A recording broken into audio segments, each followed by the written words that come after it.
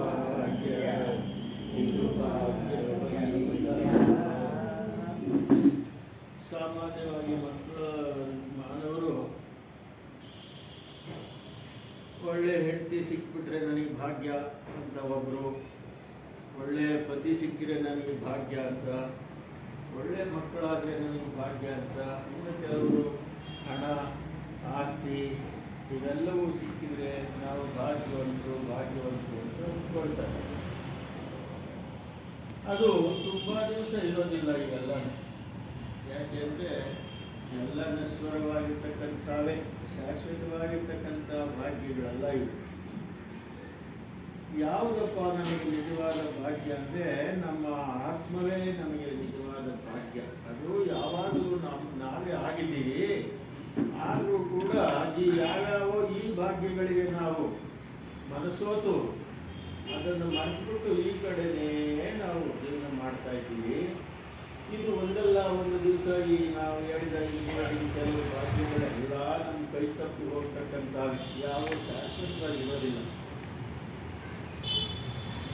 ಇರುವಾಗ ಸ್ವಲ್ಪ ಸುಖ ಅನ್ನಿಸ್ತದೆ, ಅದು ಸುಖ ದುಃಖ ಮಿಶ್ರಿತವಾಗಿ ಜೀವನ ನಡೀತಾ ಹೋಗ್ತದೆ.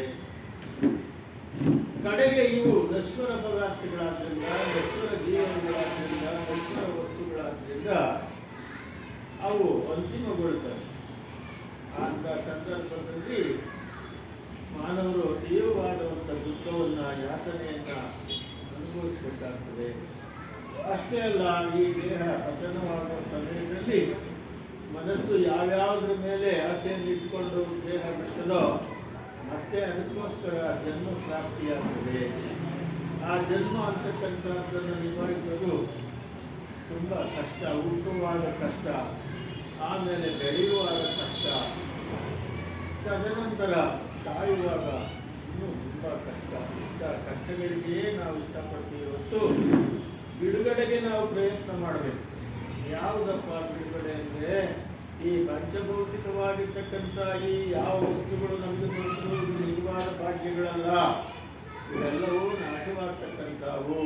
ಇವೆಲ್ಲವೂ ಸುಮ್ಮನೆ ಕೆಲವು ಕಾಲ ಬಂದು ಹೋಗ್ತಕ್ಕಂಥವು. ಹೋಗುವಾಗ ಕಷ್ಟವನ್ನು ಕೊಡ್ತವೆ, ದುಃಖವನ್ನು ಕೊಡ್ತವೆ. ಆದರೆ ನಮ್ಮ ಆತ್ಮಸ್ವರೂಪವು ಬರುವುದೂ ಅಲ್ಲ, ಅದು ಹೋಗುವುದೂ ಅಲ್ಲ. ಅದು ಯಾವಾಗಲೂ ಇರ್ತಕ್ಕಂಥದ್ದು. ಆ ಚೈತನ್ಯ ಅನ್ನೋದು ಶಾಶ್ವತವಾಗಿರ್ತಕ್ಕಂಥದ್ದು. ಅದಕ್ಕೆ ಹುಟ್ಟು ಸಾವುಗಳಿಲ್ಲ, ರೋಗ ರುಜಿನಗಳಿಲ್ಲ, ಯಾವ ಒಂದು ಮುಪ್ಪು ಅಂತ ಅವಸ್ಥೆಗಳು ಅದಕ್ಕಿಲ್ಲ. ಅದಕ್ಕೆ ಸಾವು ಯಾವುದೂ ಇಲ್ಲದೆ ಇರೋದ್ರಿಂದ ಆತ್ಮಸ್ವರೂಪವನ್ನು ನಾವು ತಿಳ್ಕೋಬೇಕು. ಮಾನವರಾಗಿ ಹುಟ್ಟಿದ ಮೇಲೆ ಅದೇ ನಿಜವಾಗಿರ್ಬೇಕು. ನಾವು ಅದೇ ಸತ್ಯ, ಅದನ್ನೇ ನಾವು ತಿಳ್ಕೋಬೇಕಾಗಿರ್ತಕ್ಕಂಥದ್ದು. ಮಾನವ ಜನ್ಮ ಬಹುದೊಡ್ಡದೋ, ಇದು ಹಾನಿ ಮಾಡಲು ಬೇಡಿ ವಿಷಂಬಗಳಿಗ ಅಂತೇಳಿ ಮಹನೀಯರಾದಂಥ ದಾಸರು ಈ ಜನ್ಮ ದೊಡ್ಡದು. ಯಾಕೆ ದೊಡ್ಡದು ಅಂದರೆ, ನಮ್ಮ ಆತ್ಮ ಪರಿಚಯ ಮಾಡಿಕೊಂಡು ನಾವು ಮೋಕ್ಷವನ್ನು ಪಡ್ಕೊಳ್ತಕ್ಕಂಥ ಯೋಗ್ಯತೆ ಈ ಜನ್ಮದಲ್ಲದೆ ಯಾವ ಪಶು ಪಕ್ಷಾದಿ ಜನ್ಮಗಳಲ್ಲೂ ಇಲ್ಲ. ಮತ್ತೆ ಈ ಜನ್ಮ ಹೋದರೆ ಮಾನವ ಜನ್ಮವೇ ಬರ್ತದೆ ಅಂತ ಏನು ಗ್ಯಾರಂಟಿ ಇಲ್ಲ. ಆದ್ದರಿಂದ ಇದನ್ನು ಹಾನಿ ಮಾಡ್ಕೋಬೇಡಿ. ಕಣ್ಣು ಕೈ ಕಾಲು ಕಿವಿ ನಾಲಿಗೆ ಇರಲಿಕ್ಕೆ ಮಣ್ಣು ಮುಕ್ಕಿ ಮರಳಾಗುವಿರೇನೋ. ಕಣ್ಣಿದೆ, ಕೈ ಕಾಲಿದೆ, ನಾಲಿಗೆ ಇದೆ, ಇದರಿಂದ ಏನು ಮಾಡ್ತಾ ಇದ್ದೀರಾ ನೀವು? ಕಣ್ಣಿನಿಂದ ಗುರುಗಳ ಸನ್ನಿಧಾನಕ್ಕೆ ಹೋಗಿ ಅವರ ದರ್ಶನ ಮಾಡಿ, ಕೈಗಳಿಂದ ಅವರ ಸೇವೆ ಮಾಡಿ, ಕಾಲುಗಳಿದೆ, ಇದನ್ನು ನೀವು ಗುರು ದರ್ಶನಕ್ಕೆ ಹೋಗುವುದಕ್ಕೆ ಉಪಯೋಗಿಸಿಕೊಳ್ಳಿ. ಕಿವಿ ಇದೆ, ಅವರು ಹೇಳ್ತಕ್ಕಂಥ ಆ ಒಂದು ಪರಮ ಪವಿತ್ರವಾದಂಥ ವಾಣಿಯನ್ನು ಚೆನ್ನಾಗಿ ಕಿವಿಯಿಂದ ಕೇಳಿ. ನಾಲಿಗೆ ಇದೆ, ಅದನ್ನೇ ನೀವು ಆ ನಾಲಿಗೆಯಿಂದ ಗುರುವಾಣಿಯನ್ನೇ ಮತ್ತೆ ಮತ್ತೆ ಉಚ್ಚಾರ ಮಾಡ್ತಾ ಇರಿ. ಆಗ ನಿಮ್ಮ ಈ ಶರೀರವು ಬಂದಿದ್ದಕ್ಕೂ ನಿಮಗೆ ಖಂಡಿತವಾಗಿಯೂ ನಿಮಗೆ ಪ್ರಯೋಜನವಾಗ್ತದೆ, ಮೋಕ್ಷ ದೊರೆಯುತ್ತದೆ ಅಂತೇಳಿ ಹೇಳ್ತಾ ಇದ್ದಾರೆ ಮಹನೀಯರು. ಆದ್ದರಿಂದ ನಾವು ಯಾವ ನಿಜವಾದ ಭಾಗ್ಯವನ್ನು ನಂಬಬೇಕು. ಈ ಜಗತ್ತಿನಲ್ಲಿ ಇರತಕ್ಕಂಥ ನಿಜವಾದ ಭಾಗ್ಯ ಒಂದೇ. ಯಾವುದು ಅಂದರೆ ನಮ್ಮ ಆತ್ಮಗಳು. ಆ ಆತ್ಮವೇ ತಿಳಿತಕ್ಕಂಥ ಒಂದು ನಾವು ಗುರಿಯನ್ನಾಗಿ ಇಟ್ಕೊಂಡಿರಬೇಕು. ಇನ್ನು ಬೇರೆ ಯಾವುದಕ್ಕೂ ಹೆಚ್ಚಿನ ನಾವು ಚಿಂತನೆಗಳನ್ನು ಕೊಡಬಾರ್ದು. ಹೆಚ್ಚು ಹೆಚ್ಚು ಬೇರೆ ಕಡೆ ಮನಸ್ಸು ಇದ್ದಷ್ಟು ಕೂಡ ರಾಗ, ದ್ವೇಷ, ಕಾಮ, ಕ್ರೋಧ ಇತ್ಯಾದಿಗಳು ಮನಸ್ಸಿನಲ್ಲಿ ಸೇರ್ಕೊಳ್ತವೆ. ಆ 6 ಮನಸ್ಸಿನಲ್ಲಿ ಅಲ್ಲೋಲ ಕಲ್ಲೋಲವಾಗಿ ಈ ಜನ್ಮದಲ್ಲಿ ಗುರುವಿನ ಸಮೀಪಕ್ಕೆ ಹೋಗುವಂತ ಆ ಒಂದು ಅವಕಾಶ ತಪ್ಪಿ ಹೋಗ್ತದೆ. ಗುರುವಿನ ವಾಣಿಯನ್ನು ಕೇಳುವಂತ ಅವಕಾಶ ತಪ್ಪಿ ಹೋಗ್ತದೆ. ಮಾಡಬೇಕಾಗಿರೋದು ಮಾಡಲಿಲ್ಲ, ಬೇರೆ ಬೇರೆ ಏನೋ ಮಾಡಿದ್ದಾಗುತ್ತದೆ ಜೀವನ ಅಂತ ಹೇಳಿ ಮಹನೀಯರು ಇದೇನಪ್ಪ ನಿಮಗೆ ನಿಜವಾದ ಭಾಗ್ಯ, ಸದ್ಗುರುವಿನ ಪಾದ ಭಜನೆ ಸುಖವಯ್ಯ, ಯಾವಾಗಲೂ ಗುರು ಭಜನೆಯನ್ನು ಮಾಡಿ, ಗುರುವಿನಲ್ಲಿಯೇ ಯಾವಾಗಲೂ ನೀವು ಮನಸ್ಸನ್ನಿಡಿ, ಬೇರೆ ಕಡೆ ವಿಷಯಾದಿಗಳ ಕಡೆ ಶಬ್ದಸ್ಪರ್ಶ ರೂಪರಸಗಂಧಾದಿ ಪಂಚ ವಿಷಯಗಳನ್ನು ಧ್ಯಾನಿಸಬೇಡಿ, ಅವು ನಿಮ್ಮನ್ನ ಬಂಧನದಲ್ಲಿ ಸಿಗುತ್ತವೆ. ಅನೇಕರು ಶಬ್ದಕ್ಕೆ ಬಹಳ ಮೋಹಗೊಳ್ತಾರೆ. ಏನೋ ಡಮ ಡಮ ಡಮ ಅಂತ ಇವ್ಯಾವ ಶಬ್ದಗಳು ಮಾಡ್ಯಾವ ಇವಾಗ ಆಧುನಿಕತೆಯಲ್ಲಿ. ಆಮೇಲೆ ಈಗ ಯಾವುದು ಫೋನ್ಗಳು ಬಂದವೆ, ಅದರೊಳಗೆ ಕೇಳಿಸ್ಕೊಳ್ತಕ್ಕಂಥದ್ದು. ಅದರಲ್ಲಿ ಕೇಳಿದ್ರೆ ಒಳ್ಳೆಯದನ್ನು ಕೇಳಲ್ಲ, ಯಾವ್ಯಾವುದೋ ಕೇಳ್ತೀವಿ. ಯಾಕೆ ಅಂದರೆ ಅದರಿಂದ ಮನಸ್ಸು ಅಲ್ಲೋಲ ಕಲ್ಲೋಲವಾಗ್ತದೆ. ಮನಸ್ಸಿನಲ್ಲಿ 6 ತೆರೆಗಳು ಉಂಟಾಗ್ತವೆ. 6 ತೆರೆಯ ನೋಡಂಬಿಗ, ಅದು ಮೀರಿ ಬರುತ್ತಲಿದೆ ಅಂಬಿಗ, ಯಾರೆಂದಲಾಗದು ಅಂಬಿಗ, ಅದಕ್ಕೆ ವಾರಿಸಿ ದಾಟಿಸೋ ಅಂಬಿಗ. ಅಂಬಿಗ ನಾನಿನ್ನ ನಂಬಿದೆ, ಜಗದಂಬಾರಮಣನ ನಂಬಿದೆ. ಅಂಬಿಗ ಅಂದರೆ ಈ ಸಮುದ್ರವನ್ನು ದಾಟಿಸ್ತಕ್ಕಂಥ, ಸಮುದ್ರದಲ್ಲಿ ಹಡಗು ನಡೆಸ್ತಕ್ಕಂಥವರಿಗೆ ಅಂಬಿಗ ಅಂತ ಹೇಳ್ತಾರೆ. ಅವನನ್ನು ನಂಬಿ ಅವನ ಹಡಗಿನಲ್ಲಿ ನಾವು ಕೂತ್ಕೊಂಡ್ರೆ ಆ ಸಮುದ್ರ 1000 ಅಡಿ ಆಳ ಇರಲಿ, 1000 ಮೈಲಿ ಉದ್ದ ಇರಲಿ, ನಮ್ಮನ್ನ ತಗೊಂಡೋಗಿ ದಡಕ್ಕೆ ದಾಟಿಸ್ತಾನೆ. ಆ ಅಂಬಿಗ ಯಾರಪ್ಪ ಅಂದರೆ ನಮಗೆ ಗುರುವೇ ನಮ್ಮ ಜೀವನಕ್ಕೆ ಅಂಬಿಗರಾಗಿರ್ತಕ್ಕಂಥವ್ರು. ಅವರನ್ನು ನಂಬಿ ನಾವು ಅವರ ಒಂದು ಹಿತವಚನಗಳನ್ನು ಕೇಳಿ ಅವರ ಮಾರ್ಗದಲ್ಲಿ ನಾವು ಹೋಗಿದ್ದೆ ಆದರೆ ನಮ್ಮನ್ನ ಈ ಭವಸಾಗರವನ್ನೇ ದಾಟಿಸ್ಬಿಡ್ತಾರೆ, ಭವರೋಗವನ್ನು ನಮ್ಮಿಂದ ದೂರ ಮಾಡ್ತಾರೆ. ಈ ಭವರೋಗದಿಂದಲೇ ನಮಗೆ ಜನ್ಮಗಳು, ಜರ ವ್ಯಾಧಿಗಳು, ಮುಪ್ಪು, ಮೃತ್ಯು, ಈ ದುಃಖಗಳೆಲ್ಲವೂ ಕಾಡ್ತಾ ಇರ್ತಕ್ಕಂಥದ್ದು. ಯಾವ ಭವರೋಗ ವೈದ್ಯನಾಗಿರ್ತಕ್ಕಂಥ ಆತ್ಮಸ್ವರೂಪವನ್ನು ನಾವು ಕಂಡುಕೊಂಡ್ರೆ ಖಂಡಿತವಾಗಿಯೂ ನಾವು ಉದ್ಧಾರವಾಗ್ತೀವಿ. ಆದ್ದರಿಂದ ಆ ಅಂತಃಕರಣದಲ್ಲಿ ಏನಾದರೂ ನಾವು ಗುರುಗಳನ್ನು ಬಿಟ್ಟು ಬೇರೆ ದಾರಿ ಹಿಡಿದ್ರೆ 6 ತೆರೆಗಳು ಒಂದಾಗಿ ಒಂದಾಗಿ ಒಂದಾಗಿ ಎದ್ದೇಳ್ತಾ ಇರ್ತವೆ. ಸಮುದ್ರದಲ್ಲಿ ಸುನಾಮಿ ಆದಾಗ ಯಾವ ರೀತಿ ಅವು ಅಲೆಗಳು ಬಂದು ಅಕ್ಕಪಕ್ಕದಲ್ಲಿರ್ತಕ್ಕಂಥ ಮನೆಗಳು, ಊರುಗಳನ್ನೆಲ್ಲ ಕೊಚ್ಚಿಕೊಂಡು ಒಳಕ್ಕೆ ಎಳ್ಕೊಂಡು ಹೋಗಿ ಮರ ಮಂಡಿಗಳನ್ನೆಲ್ಲ ಕಿತ್ತಾಕ್ತವೋ, ಆ ರೀತಿಯಾಗಿ ಮಾನವನ ಅಂತಃಕರಣದಲ್ಲಿ 6 ತೆರೆಗಳು, ಕಾಮ, ಕ್ರೋಧ, ಲೋಭ, ಮೋಹ, ಮಗ, ಮತ್ಸರ ಅಂತಕ್ಕಂಥವು ಯಾರ್ಯಾರು ಬೆಳೆಸ್ಕೊಂಡಿದ್ರು ಇವತ್ತು ಅಂತವ್ರು ಇದ್ದಾರೆ ಸಮಾಜದಲ್ಲಿ. ಪುರಾಣ ಕಾಲದಲ್ಲಿ ಬೆಳೆಸ್ಕೊಂಡಿದ್ದರು ಅಂದರೆ ಅವನು ದುರ್ಯೋಧನ ದುರಾಸೆ ಇರ್ತಕ್ಕಂಥ ಒಂದು ಅಲೆಯನ್ನು ಬೆಳೆಸ್ಕೊಂಡ, ಅವನು ಪಾಂಡವರನ್ನೆಲ್ಲ ಕಿತ್ಕೊಂಡ. ಆದರೂ ಕೂಡ ಅವನು ಅವನ ತಮ್ಮಂದಿರೆಲ್ಲರೂ ಕೂಡ ಯುದ್ಧದಲ್ಲಿ ಸರ್ವನಾಶವಾಗಿ ಹೋದರು. ಯಾಕೆ ಹೀಗಾಯ್ತು? ದುರಾಸೆಯ ಫಲ. ಅವರಿಗೂ ಅರ್ಧ ಕೊಟ್ಟು ಇವನು ಅರ್ಧ ಅನುಭವಿಸ್ಕೊಂಡು ಆರಾಮಾಗಿ ಇರ್ಬೋದಾಗಿತ್ತು. ಆ ಭಗವಂತನನ್ನು ನಂಬಿ ಅವರು ಜೀವನವನ್ನು ಪಾವನ ಮಾಡ್ಕೋಬೋದಾಗಿತ್ತು. ಆದರೆ ಅದನ್ನು ಮಾಡಲಿಲ್ಲ. ಇನ್ನು ಆ ರಾವಣ ಅಂತಕ್ಕಂಥವನು ಮಹಾಕಾಮುಕನಾಗಿ ಆ ಜಗನ್ಮಾತೆಯಾದ ಸೀತಾದೇವಿಯನ್ನು ಹೊತ್ಕೊಂಡು ಹೋದ. ಅವನೇನು ಸುಖ ಅನುಭವಿಸಿದ? ಆ ರಾಮಬಾಣಕ್ಕೆ ತುತ್ತಾದ. ಅವನ ಅಣ್ಣ ತಮ್ಮಂದರು, ಅವನ ಇಡೀ ಲಂಕಾಪಟ್ಟಣವೇ ಎಲ್ಲ ಹಾಳಾಗೋಯ್ತು. ಹೀಗೆ ಯಾರು ಕಾಮ, ಕ್ರೋಧ, ಲೋಭ, ಮೋಹ, ಮದ, ಮತ್ಸರಗಳನ್ನು ಹಿಂಬಾಲಿಸ್ತಾರೋ ಅವರಿಗೆ ದುರ್ದಶೆ ಉಂಟಾಗ್ತದೆ. ಯಾರು ಗುರುವನ್ನು ಹಿಂಬಾಲಿಸ್ತಾರೋ, ಯಾರು ಗುರುವೇ ಗತಿ ಅಂತ ನಂಬ್ತಾರೋ, ಗುರುವಿನ ಹೇಳಿರ್ತಕ್ಕಂಥ ನಿಮ್ಮ ಆತ್ಮ ಒಂದೇನಪ್ಪ ಸತ್ಯ, ನಿಮ್ಮ ದೇಹ ಎಷ್ಟು ಸುಂದರವಾಗಿದ್ರು ಅದು ಸತ್ಯವಲ್ಲ, ನಿಮ್ಮವರು ಅಂತಕ್ಕಂಥವ್ರು ಎಷ್ಟು ಜನ ಇದ್ರೂ ಕೂಡ ಅವರು ನಿಮ್ಮವರಾಗಿ ಉಳ್ಕೊಳ್ಳೋದಿಲ್ಲ. ಅಥವಾ ನೀನೇ ಅವರಿಂದ ಫಸ್ಟ್ ಹೋಗ್ಬೋದು, ಅವರೇ ನಿಮ್ಮಿಂದ ಹೋಗ್ಬೋದು. ಇದು ಕೇಳಲಿಕ್ಕೆ ಸ್ವಲ್ಪ ಕಠಿಣವಾದರೂ ಕೂಡ ಇದು ನಡೀತದೆ. ಇದು ಸತ್ಯವಾದ ವಿಚಾರ. ನಿನ್ನ ಹತ್ರ 1000 ಕೋಟಿ ಹಣ ಇರ್ಬೋದು, ಹಣವನ್ನು ನೀನು ಬಿಟ್ಟು ಹೋಗ್ತೀಯ. ಅಥವಾ ಹಣ ಬಂದು ಸರ್ಕಾರದವರು ರೈಡ್ ಮಾಡಿ ತಗೊಂಡೋಗ್ಬಿಡ್ತಾರೆ, ಮಹಾ ದುಃಖ ಉಂಟು ಮಾಡ್ತದೆ. ಯಾವುದೋ ನಿನ್ನ ಪಾಲಿಗೆ ಬಂದಿರತಕ್ಕಂಥ ನಿನ್ನ ಕರ್ತವ್ಯದಿಂದ ಒಂದಿಷ್ಟು ಈ ದೇಹಕ್ಕೆ ಆಹಾರ, ಬಟ್ಟೆ ಹಾಕ್ಕೊಂಡು ಗುರುಗಳನ್ನು ನಂಬು, ಸದ್ಗುರುಗಳ ವಚನಗಳನ್ನು ಕೇಳು. ಎಲ್ಲಿ ಸತ್ಸಂಗ ನಡೀತದೋ ಅದು 50 ಮೈಲಿ ಆಗಿರಲಿ, 100 ಮೈಲಿ ಆಗಿರಲಿ, ಸುಮ್ಮನೆ ಹೋಗ್ತಾ ಇರು. ಅಲ್ಲಿ ಹೋಗಿ ಸುಮ್ಮನೆ ಕೂತ್ಕೋ. ಅಲ್ಲಿ ನೀನು ಕೇಳಿ ಕೇಳಿ ಕೇಳಿ ಕೇಳಿ ನಿನ್ನ ಜನ್ಮ ಪಾವನವಾಗ್ತದೆ.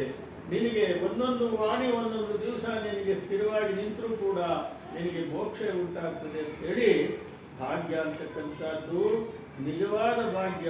ಸದ್ಗುರುವಿನ ಆ ಉಪದೇಶವೇ, ಸದ್ಗುರುಗಳು ಹೇಳ್ತಕ್ಕಂಥ ಮಾತೆ ನಮಗೆ ನಿಜವಾದ ಭಾಗ್ಯ ಅಂತ ನಾವು ನಂಬಬೇಕು. ನಂಬದೇ ಹೋದರೆ ಮುಂದೆ ಯಾರು ಕಷ್ಟ ಅನುಭವಿಸರು? ನಾವೇ ಅನುಭವಿಸ್ತೀವಿ. ಆ ಮೃತ್ಯು ದುಃಖವನ್ನು ಯಾರಿಗೆ ಬರ್ತದೆ? ನಮಗೇ ಬಂದ್ಬಿಡ್ತದೆ. ಆದ್ರಿಂದ ಮೃತ್ಯು ದುಃಖ ನನಗಲ್ಲ. ಯಾರಿಗೆ ಮೃತ್ಯು? ನಾನಲ್ಲದ ಪಂಚಭೂತಗಳಿಂದ ಆಗಿರ್ತಕ್ಕಂಥ ಶರೀರಕ್ಕೆ ಮೃತ್ಯು. ನಾನಾಗಿರ್ತಕ್ಕಂಥ ಆತ್ಮಕ್ಕೆ ಮೃತ್ಯು ಎಲ್ಲಿಂದ ಬರಬೇಕು? ಸಾಧ್ಯವೇ ಇಲ್ಲ. ಈ ಪಂಚಭೌತಿಕ ದೇಹ ಮುಂದೆ ಮೊದಲು ಇರಲಿಲ್ಲ. ಇದು ಹುಟ್ಟಿದಾಗ ಕಾಣಿಸ್ಕೊಂತು ಮಗುವಾಗಿ, ಆಮೇಲೆ ಬಾಲಕನಾಯ್ತು, ಯೌವನಕ್ಕೆ ಬಂತು, ಮದುವೆ ಆಯ್ತು, ಮಕ್ಕಳಾದು, ಎಲ್ಲ ಆಯ್ತು. ಕಡೆಗೆ ಮುಪ್ಪಾಗಿ ಒಂದು ಗೂಬೆ ಅಂತೆ ಸುಮ್ಮನೆ ಒಂದು ಕಡೆ ಕೂತ್ಕೊಂಡ್ಬಿಡ್ತು, ಅಥವಾ ಏನಾದರೂ ಅಶಕ್ತವಾಗಿ ಒಂದು ಬೆಡ್ ಮೇಲೆ ಬಿದ್ದೋಗ್ಬಿಡ್ತು. ಬೇರೆ ಯಾರಾದರೂ ಇದಕ್ಕೆ ಸೇವೆ ಮಾಡಬೇಕು ಅಂತ ಪರಿಸ್ಥಿತಿಯನ್ನೆಲ್ಲ ಹೊಂದತಕ್ಕಂಥ ಈ ಪಂಚಭೂತಗಳಿಂದ ಆಗಿರ್ತಕ್ಕಂಥ ಶರೀರ ಕಡೆಗೆ ಮೃತ್ಯು ಹೊಂದಿ ಬಿಡ್ತದೆ, ನಾಶವಾಗಿರ್ತದೆ. ಅಂಥ ದೇಹವನ್ನು ನಾನು ಕನ್ನಡ ಮಹಾಪಾಪ ಇದು. ದೇಹ ನಾನು ಅಂತಕ್ಕಂಥವ್ರು 100 ಕೋಟಿ ಗೋ ಹತ್ಯೆ ಮಾಡಿದ ಪಾಪಕ್ಕೆ ಒಳಗಾಗ್ತಾರೆ ಅಂತ ಒಬ್ಬ ಮಹನೀಯರು ಹೇಳಿದರು. ಆ ಪಾಪದ ಫಲವೇ ದುಃಖ. ಯಾವ ದುಃಖ ಅಂದರೆ ಮೃತ್ಯು ದುಃಖ. ಆ ಮೃತ್ಯು ದುಃಖವನ್ನು ಜಯಿಸಬೇಕಾದ್ರೆ ಗುರುವಿನ ಅನುಗ್ರಹದಿಂದಲೇ ಜಯಿಸಬೇಕು. ಗುರುವಾಣಿಯಿಂದಲೇ ನಾವು ಅದನ್ನು ಜಯಿಸ್ತೀವಿ, ಸುಲಲಿತವಾಗಿ ಜಯಿಸ್ತೀವಿ. ನಂಬಿಕೆ ಬರಬೇಕು ಗುರುವಿನ ವಾಣಿಯಲ್ಲಿ. ಆದ್ದರಿಂದ ಶ್ರೀ ಸತ್ಯನಾಮಾದಿ ಕಬೀರ್ ಸಾಹೇಬ ಕಿ ಜೈ. ಪೂಜ್ಯರು ಪ್ರಾತಸ್ಮರಣೀಯ ಸದ್ಗುರುಗಳಾದಂಥ ಸದ್ಗುರು ಶ್ರೀ ಹನುಮಾನ್ ಸಾಹೇಬರ ಚರಣಗಳಿಗೆ ವಂದಿಸುತ್ತಾ, ಗುರುಮಾತಾಜಿಯವರ ಚರಣಗಳಿಗೆ ವಂದಿಸುತ್ತಾ, ನೆರೆದಿರುವ ಎಲ್ಲ ಮಹನೀಯರೇ ಭಕ್ತಿ ಮಾತೆಯರಿಗೆ ವಂದಿಸುತ್ತಾ ಸತ್ಸಂಗ ಕಾರ್ಯಕ್ರಮ ಪ್ರಾರಂಭ ಮಾಡೋಣ. ಈ ದಿನ ಸತ್ಸಂಗ ಕಾರ್ಯಕ್ರಮ ತುಮಾರಿ ಅಂತರಾತ್ಮ ಹಿ ರಾಮ ಹೈ ಅವ್ರ ವಾಸನ ತ್ಯಾಗ ಹಿ ಪೂಜಾ ಹೈ. ರಾಮನು ಎಲ್ಲ ಹೊರಗಡೆ ಇಲ್ಲಪ್ಪ, ನಿನ್ನಲ್ಲೇ ಇದ್ದಾನೆ. ನಿನ್ನ ಆತ್ಮವೇ ರಾಮ. ಮತ್ತು ಪೂಜೆ ಯಾವುದು? ವಾಸನೆಗಳನ್ನು ತ್ಯಾಗ ಮಾಡೋದೇ ಪೂಜೆ. ಅದು ನಿಜವಾದ ಪೂಜೆ. ಆಸಕ್ತಿಗಳನ್ನು ಬಿಡುವುದೇ ನಿಜವಾದ ಪೂಜೆ ಅನ್ನೋ ಒಂದು ಶೀರ್ಷಿಕೆ ಅಡಿಯಲ್ಲಿ ಸತ್ಸಂಗ ಮಾಡೋಣ. ರಾಮ ನಾಮಕ ಸೇಹು ಬೀರ ದೂರಿ ನಾಹಿ ದೂರ್ ಆಶಾ ಹೋ.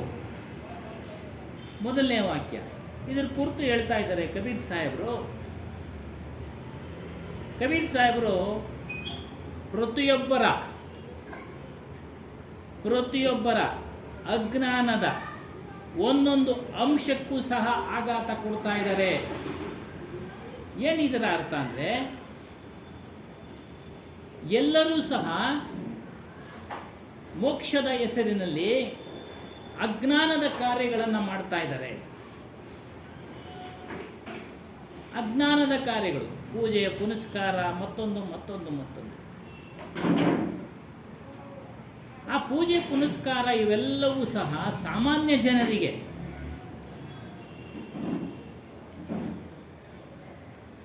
ಸಾಮಾನ್ಯರು, ಇದು ಅರ್ಥ ಆಗದೆ ಇರತಕ್ಕಂಥವ್ರು. ಅರ್ಥ ಆಗುತ್ತೆ, ಆಗಲೇ ಹೇಳ್ದಂಗೆ ಅವರು ಪ್ರತಿದಿನ ಬಂದರೆ ಎಲ್ಲವೂ ಅರ್ಥ ಆಗುತ್ತೆ, ಬರೋದಿಲ್ಲ.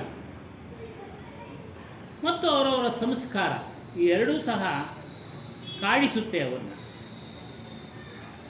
ಈ ಎಲ್ಲ ಅಜ್ಞಾನದ ಕಾರ್ಯಗಳನ್ನು ಪ್ರತಿಯೊಂದನ್ನು ಅವರ ಜೀವಿತಾವಧಿಯಲ್ಲಿ ಗಮನಿಸಿ ಅದ್ರ ಬಗ್ಗೆ ತಿಳಿಸಿಕೊಟ್ಟರು. ಇದು ತಪ್ಪು, ಇದು ತಪ್ಪು. ಈ ಒಂದು ಅಧ್ಯಾಯದಲ್ಲಿ ಅಜ್ಞಾನದ ವಿವಿಧ ಕಾರ್ಯಗಳ ಬಗ್ಗೆ ತಿಳಿಸ್ತಾ ಇದ್ದಾರೆ. ಮನುಷ್ಯನ ದೊಡ್ಡ ಅಜ್ಞಾನ ಯಾವುದು ಅಂತ ಅಂದರೆ, ರಾಮನನ್ನು ಹೊರಗಡೆ ಹುಡುಕ್ತಾ ಇರೋದು. ರಾಮನನ್ನು, ಈಶ್ವರನನ್ನು, ಅಲ್ಲಾಹನ್ನ, ಖುದಾನ್ನ,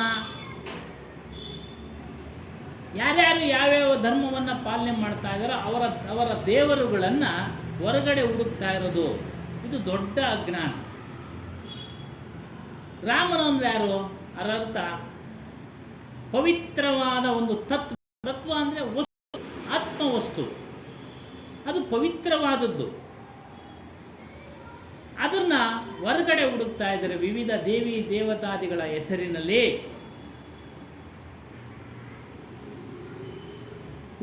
ಹುಡುಕ್ತಾ ತಿರುಗ್ತಾ ಇದ್ದಾರೆ. ತಿರುಗೋದು ಅಂದ್ರೇನು? ಹುಟ್ಟುತ್ತಾ ಇದ್ದಾರೆ, ಸಾಯ್ತಾ ಇದ್ದಾರೆ. ಒಂದು ದಿನ ಅಲ್ಲ ತಿರುಗ್ತಾ ಇರೋದು, ಒಂದು ವರ್ಷ ಅಲ್ಲ, ಒಂದು ಮನುಷ್ಯನ ಜೀವನ ಅಲ್ಲ, ಅನೇಕ ವರ್ಷಗಳಿಂದ ಈ ರೀತಿ ಹೊರಗೆ ಹುಡುಕ್ತಾ ತಿರುಗ್ತಾ ಇದ್ದಾರೆ, ಹುಡುಕ್ತಾ ಇದ್ದಾರೆ, ಸಾಯ್ತಾ ಇದ್ದಾರೆ. ಇದೇ ಸುತ್ತೋದು. ತಿರುಗೋದು ಅಂದರೆ ಸುತ್ತೋದು.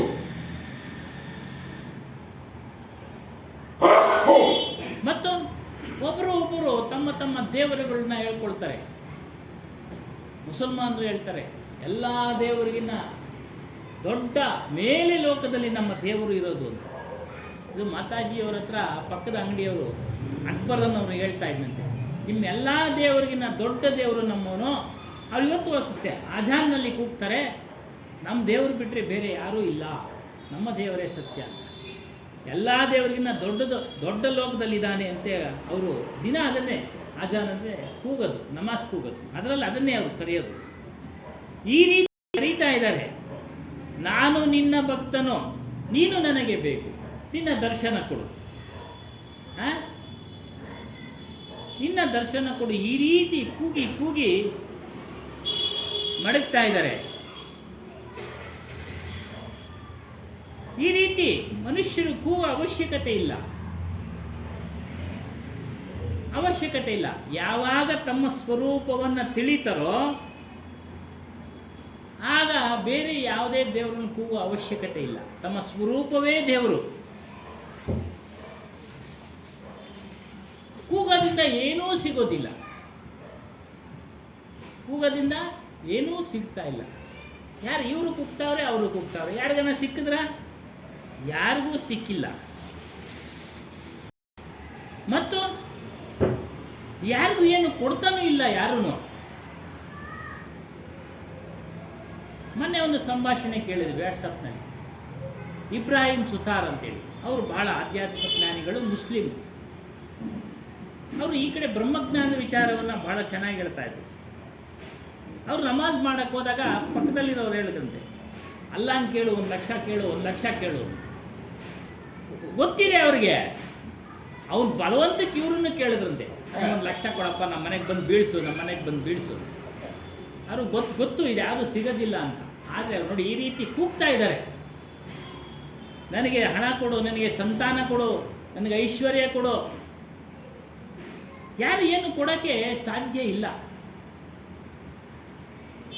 ಯಾರ್ಯಾರು ಏನೇನು ಸಂಸ್ಕಾರವನ್ನು ಹೊತ್ತು ತಂದಿರ್ತಾರೋ ಅದರಂತೆ ಪುಣ್ಯ ಫಲಗಳನ್ನು ಪಡೀತಾರೆ. ಏನು ಸಂತಾನ ಫಲ ಇರ್ಬೋದು, ಐಶ್ವರ್ಯ ಇರ್ಬೋದು, ಮತ್ತೊಂದು.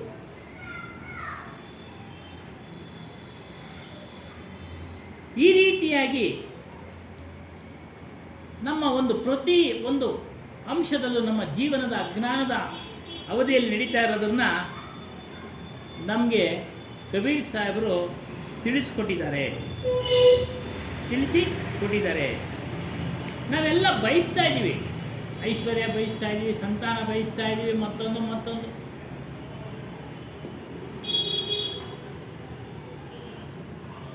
ಕಳೆದ ವಾರ ಹೇಳ್ದಂಗೆ ಇವತ್ತು ದಿನ ಸಾಕಷ್ಟು ಜನ ಪಿತೃಪಕ್ಷ ಪೂಜೆ ಪುನಸ್ಕಾರ ಎಲ್ಲ ಮಾಡ್ತಾರೆ. ಅದೊಂದು ನೆನಪು, ಹಿರಿಯರ ನೆನಪಿಗೋಸ್ಕರ, ಅವರ ಒಂದು ಸ್ಮರಣೆ ಮಾಡೋದಕ್ಕೋಸ್ಕರ ಪ್ರತಿನಿತ್ಯ ಕೆಲಸ ಕಾರ್ಯಗಳಲ್ಲಿ ತೊಡಗಿರ್ತೀವಿ. ಒಂದು ದಿನ ಆದರೂ ನೆನಪು ಮಾಡಿಕೊಳ್ಳಿ ಅಂತೇಳಿ ಅದನ್ನು ಮಾಡಿದ್ದಾರೆ. ಆ ಸಮಯದಲ್ಲಿ ಸಂಬಂಧಿಕರು ಬಂದು ಅದೆಲ್ಲ ನೆರವೇರಿಸಲಿ, ಒಂದು ಸಂತೋಷ ಅಂತ. ಅದರಿಂದ ಏನೂ ಸಿಗೋದಿಲ್ಲ, ಸುಮ್ಮನೆ ಎಲ್ಲ ಭ್ರಮೆಗಳನ್ನು ಹರಡಿದ್ದಾರೆ. ಮತ್ತು ಅವರು ಎಲ್ಲೋ ಒಂದು ಲೋಕದಲ್ಲಿ ಇರ್ತಾರೆ ಅಂತ. ಇದೇ ಕರ್ಮ ಸಿದ್ಧಾಂತದ ಪ್ರಕಾರ ಇವರು ಹೇಳ್ತಾರೆ, ಅವ್ರ ಕರ್ಮ ತೀರಿದ ಮೇಲೆ ಮುಂದಿನ ಕರ್ಮ ಅನುಭವಿಸಕ್ಕೆ ಹೊರಟೋಗ್ತಾರೆ ಆಯಾ ದೇಹಕ್ಕೆ ಅಂತ. ನೋಡಿ, ಎಲ್ಲ ದ್ವಂದ್ವ, ಸಂಶಯ ಬರುತ್ತೆ. ಯಾರು ವಿಚಾರ ಮಾಡಲ್ಲ. ಏನೋ ಹಿರಿಯರು ಮಾಡಿದ್ದಾರೆ, ಮಾಡ್ತಾ ಇದ್ದಾರೆ, ಅದು ಅವರವರೇ. ಯಾವೊಬ್ಬ ಆಧ್ಯಾತ್ಮಿಕ ವ್ಯಕ್ತಿಗೆ ಇದೆಲ್ಲ ಸಂಬಂಧ ಪಡೋದಿಲ್ಲ. ತನ್ನನ್ನು ತಾನು ತಿಳಿದ ಮೇಲೆ ಅವನು ಏನನ್ನೂ ಮಾಡಬೇಕಾಗಿರೋದು ಇಲ್ಲ. ಈ ರೀತಿಯಾಗಿ ಅಜ್ಞಾನದ ವಿಚಾರಗಳಲ್ಲಿ ನಮಗೆ ಒಂದೊಂದೇ ಗಮನ ಸೆಳೆದು ಪೆಟ್ಟು ಕೊಡ್ತಾ ಇದ್ದಾರೆ. ರಾಮನಾಮಕ ಸೇವಹು ಬೀರ ಶಬ್ದ ಗಮನ ಸೆಳೀತಾ ಇದ್ದಾರೆ ನಮಗೆ ರಾಮ ಯಾರು ಅನ್ನೋದು. ಕಬೀರ್ ಸಾಹೇಬರ ಪ್ರಕಾರ ಯಾರು ಶೂರ ವೀರನು ಅಂದರೆ ತಮ್ಮ ಸ್ವರೂಪವನ್ನು ತಿಳಿದವನು ಶೂರನು ವೀರನು, ವಾಸನೆಗಳನ್ನು ತ್ಯಾಗ ಮಾಡಿದವನು, ಮನಸ್ಸಿನಲ್ಲಿ ಹಿಡಿತದಲ್ಲಿ ಇಟ್ಟುಕೊಂಡು ಆತ್ಮಜ್ಞಾನ ಕಡೆ ತೆಗೆದುಕೊಂಡು ಹೋದವನು, ಅವನು ಶೂರ, ಅವನು ವೀರ.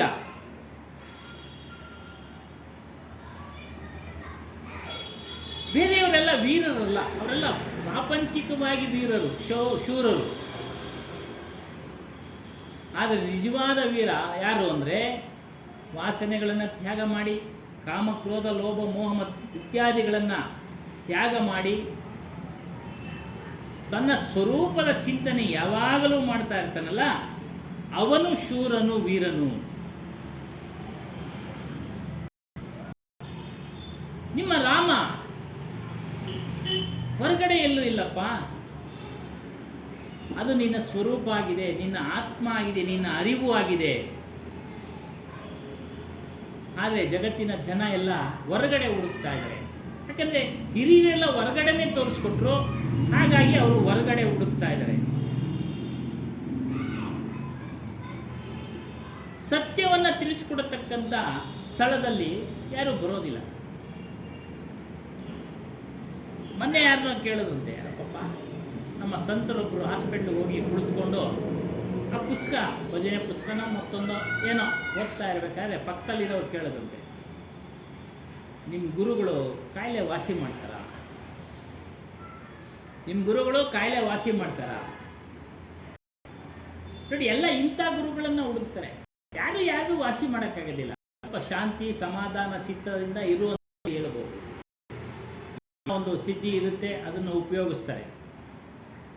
ಆದರೆ ಶಾಶ್ವತವಾದ ಕಾಯಿಲೆ ವಾಸಿ ಮಾಡತಕ್ಕಂಥ ಗುರುವನ್ನು ಯಾರೂ ಬರೋದಿಲ್ಲ ಅವ್ರ ಹತ್ರ. ಕಾಯಿಲೆ ಯಾವುದು ಅಂದರೆ ಹುಟ್ಟೋದು ಸಾಯೋದು, ಇವೆಲ್ಲ ಸಾಮಾನ್ಯ ಕಾಯಿಲೆ, ಇರೋವರೆಗೂ ಅನುಭವಿಸಲೇಬೇಕು. ವಾಸಿ ಆಗುತ್ತೆ, ಯಾರೋ ಒಬ್ಬೊಬ್ಬರಿಂದ ಸಿದ್ಧಿ ಪುರುಷರಿಂದ ವಾಸಿ ಆಗುತ್ತೆ. ನೋಡಿ, ಅಂಥವ್ರ ಕಡೆ ತುಂಬ ಜನ ಹೋಗ್ತಾರೆ. ಅದು ಅವರವರ ಸಂಸ್ಕಾರ ಫಲಕ್ಕೆ ಅನುಗುಣವಾಗಿ ಅದು ಆಗುತ್ತೆ. ಕಬೀರ್ ಸಾಹೇಬರ ಜೀವಿತ ಅವಧಿಯಲ್ಲೂ ಆಯಿತು. ಒಬ್ಬ ಬಾದಶಾಹನಿಗೆ ಬೆನ್ನುಹುರಿ ಕಾಯಿಲೆ, ಯಾರು ಏನೇ ವೈದ್ಯ ಮಾಡಿದ್ರು ಅದು ವಾಸಿ ಆಗಲಿಲ್ಲ. ಇವರ ವಿಚಾರ ತಿಳಿಯುತ್ತೆ, ಅವನು ಹೇಳಿ ಕಳಿಸ್ತಾನೆ ಸೇವಕರನ್ನು, ಅವ್ರನ್ನ ಬರೀ ಇವರು ಹೋಗೋದಿಲ್ಲ, ಆತನೇ ಬರ್ತಾನೆ. ಆತನೇ ಬಂದು ಇವರನ್ನು ಆಶ್ರಯಿಸಿದಾಗ ಅವನ ಬೆನ್ನು ಹುರಿಯನ್ನು ಕಾಯಿಲೆ ವಾಸಿ ಮಾಡ್ತಾರೆ.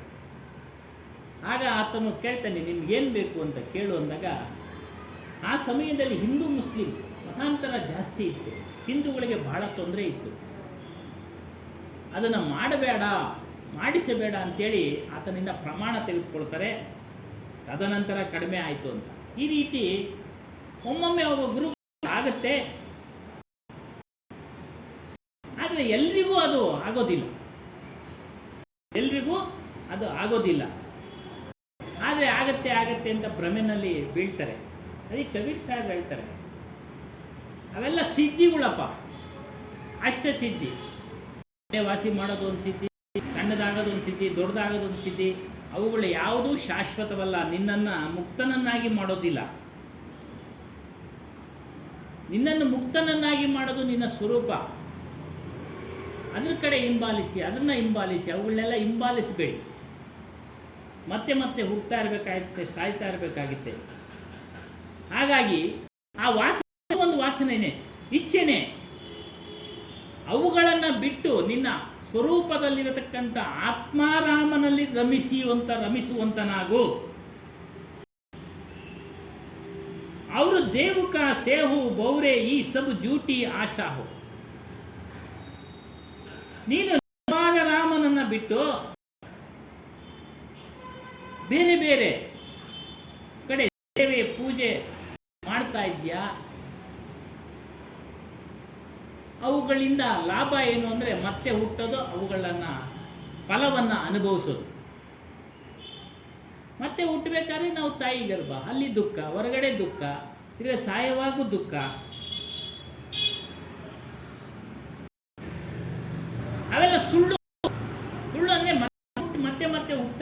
ನಾಶ ಆಗುತ್ತೆ. ಒಂದು ದಾನ ಮಾಡಿದ್ರೆ ಪಟ್ಟು ದಾನ ಮಾಡ್ತೀಯ, ಅದನ್ನು ಅನುಭವಿಸೋಕೆ ಮತ್ತೆ ನೀನು ಹುಟ್ಟಬೇಕು. ಇದು ಆಧ್ಯಾತ್ಮ ಸೂಕ್ಷ್ಮ ಅರ್ಥಗಳು. ಏನಾಗ್ಬಿಟ್ಟಿದ್ದಾರಂತೆ, ಮನುಷ್ಯರೆಲ್ಲರೂ ದೇವಿ ದೇವತಾದಿಗಳ ಒಂದು ಗುಂಪಾಗ್ಬಿಟ್ಟಿದ್ದಾರೆ, ಸೈನಿಕರ ಗುಂಪಾಗ್ಬಿಟ್ಟಿದ್ದಾರೆ. ಒಬ್ಬೊಬ್ರು ಒಂದೊಂದು ಸಾವಿರಾರು ಜನ ಏನು ಆಸೆ ಇಟ್ಟು ಅವ್ರ ಹತ್ರ ಹೋಗಿ ಪೂಜೆ ಮಾಡ್ತಾ ಇದ್ದಾರೆ. ವೃದ್ಧಿ ಸಿದ್ಧಿ, ನನಗೆ ಆ ಸಿದ್ಧಿ ಕೊಡು, ಮಂತ್ರವಾದ ಸಹ ಅಷ್ಟೇ. ಅವರವರ ಸಿದ್ಧಿಗೆ ಅವರವರು ದಾಸರಾಗಿಬಿಟ್ಟಿದ್ದಾರೆ, ಪಡೆಯೋದಕ್ಕೆ ಮಾಡ್ತಾ ಇದ್ದಾರೆ. ಆದರೆ ಅವುಗಳಿಂದ ಮೋಕ್ಷ ಸಿಗೋದಿಲ್ಲ, ಮೋಕ್ಷ ಸಿಗೋದಿಲ್ಲ. ವಿದ್ಯೆ ನಮಗೆ ಅಂಟಬೇಕಾದ್ರೆ ಅಕ್ಷರಾಭ್ಯಾಸ, ನಾವು ಅಭ್ಯಾಸ ನಮ್ಮ ತಲೆ ಮೇಲೆ ಕೈ ಮಾತ್ರಕ್ಕೆ ನಮಗೆ ವಿದ್ಯೆ ಬರೋದಿಲ್ಲ. ಪ್ರಶ್ನೆ ಕೇಳ್ಬೋದು, ಕವಿರತ್ನ ಕಾಳಿದಾಸ ತೋರಿಸ್ತಾರೆ, ಆವಾಗ ಏನು ನಡೆದಿತ್ತೋ ಏನೋ ನಮಗೂ ಏನು ಗೊತ್ತು, ಸಮಯ ಹೀಗೆ ತೋರಿಸ್ತಾರೆ ಅಷ್ಟೇ. ಅವ್ರು ಪ್ರತ್ಯಕ್ಷ ಅದು ಓಂಕಾರ ಬರೋದ್ಲು, ಆ ಸಮಯದಲ್ಲಿ ಏನು ನಡೆದಿತ್ತೋ. ಈಗಲೂ ಎಷ್ಟು ಜನ ಪೂಜೆ ಮಾಡ್ತಾ ಇರ್ತಾರೆ, ಅವ್ರಿಗೆಲ್ಲ ಪ್ರತ್ಯಕ್ಷ ಆಗಿ ಕವಿರತ್ನ ಕಾಳಿದಾಸ ಆಗೋ ಹಾಗೆ ಮಾಡ್ಬೋದಾಗಿತ್ತಲ್ಲ, ಮಾಡಲಿಲ್ಲ, ಆಗಿಲ್ಲ. ಏನೋ ನಡೆದಿರುತ್ತೆ ಹಾಗೆ, ಅವನು ಸಾಧನೆ ಮಾಡಿರ್ತಾನೆ, ಆ ದೇವಿನೇ ಕುರಿತು ಸಾಧನೆ ಮಾಡಿರ್ಬೋದು, ಅಭ್ಯಾಸ ಮಾಡಿರ್ಬೋದು. ಈ ರೀತಿ ಮೋಕ್ಷ ಅಂತೂ ಇಲ್ಲವೇ ಇಲ್ಲ. ಹೊರಗಿನ ದೇವಿ ದೇವತಾದಿಗಳಿಂದ ಪೂಜೆ ಮಾಡೋದ್ರಿಂದ ಬಿಡುಗಡೆ ಇಲ್ಲ, ಹುಟ್ಟು ಸಾವಿರ ಬಂಧನದ ಬಿಡುಗಡೆ ಇಲ್ಲ. ये सब तुम्हारी आशाय झूठी है, ಸುಳ್ಳು. ಆತ್ಮಾರಾಮನನ್ನು ಹೊರತುಪಡಿಸಿ ಬೇರೆ ಎಲ್ಲವೂ ಸಹ ಮನುಷ್ಯನ ಕಲ್ಪನೆ,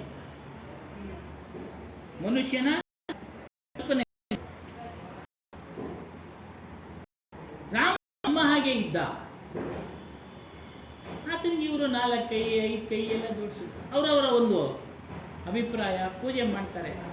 ಆದರೆ ನಿಜವಾದ ರಾಮನ ಪೂಜೆಯ ಅರ್ಥ ಅಂದರೆ ಅವನ ಒಂದು ಆದರ್ಶವನ್ನು ತೆಗೆದುಕೊಂಡು ನಾವು ಬಾಳೋದೇ ನಿಜವಾದ ಪೂಜೆ.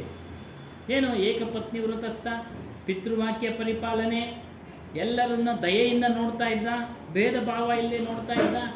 ಅದನ್ನು ನಾವು ಅಳವಡಿಸ್ಕೊಳ್ಬೇಕು. ಆಗ ನಮಗೂ ಸಹ ಪೂಜೆ ಮಾಡುವಂಥರಾಗ್ತಾರೆ. ಪುನೀತ್ ರಾಜ್ಕುಮಾರ್ ಇವಾಗ ಪೂಜೆ ಮಾಡ್ತಾ ಇದ್ದ, ಯಾಕೆ? ಸಹಾಯ ಮಾಡ್ದ, ಅವನು ಧನ ಸಹಾಯ ಮಾಡ್ದ ಎಷ್ಟೋ ಜನಕ್ಕೆ. ತಮಿಳ್ನಾಡಲ್ಲಿ MGRನ ಪೂಜೆ ಮಾಡ್ತಾರೆ, ನೋಡಿದ್ದೀವಲ್ವ, ನಾವೆಲ್ಲ ನೋಡಿದ್ದೀವಿ. ಹಾಗೆ ಏನಕ್ಕೆ? ಅವನ ಒಂದು ಆಚರಣೆ ಅಷ್ಟು ಇದಿತ್ತು, ಏನು, ದಾನ ಧರ್ಮ ಪರೋಪಕಾರ ಇತ್ಯಾದಿ ಜನಗಳಿಗೆ ಒಳ್ಳೇದು ಮಾಡ್ತಾ ಇದ್ದ. ಅದೇ ರೀತಿಯ ತ್ರೇತಾಯುಗದಲ್ಲಿ ಅವನು ಸಹ ಒಳ್ಳೇದು ಮಾಡ್ದ. ಅದೇ ರೀತಿ ನೀವು ಒಳ್ಳೆಯದನ್ನು ಮಾಡಿ ಅನ್ನೋ ಒಂದು ಅರ್ಥದಲ್ಲಿ ನಾವು ಅದನ್ನು ತೆಗೆದುಕೊಳ್ಬೇಕು. ಅದು ಸಾಮಾನ್ಯ ಭಕ್ತಿ, ಅದು ಸಾಮಾನ್ಯ ಭಕ್ತಿ. ಅದರಿಂದ ನಮಗೆ ಮುಕ್ತಿ ಇಲ್ಲ.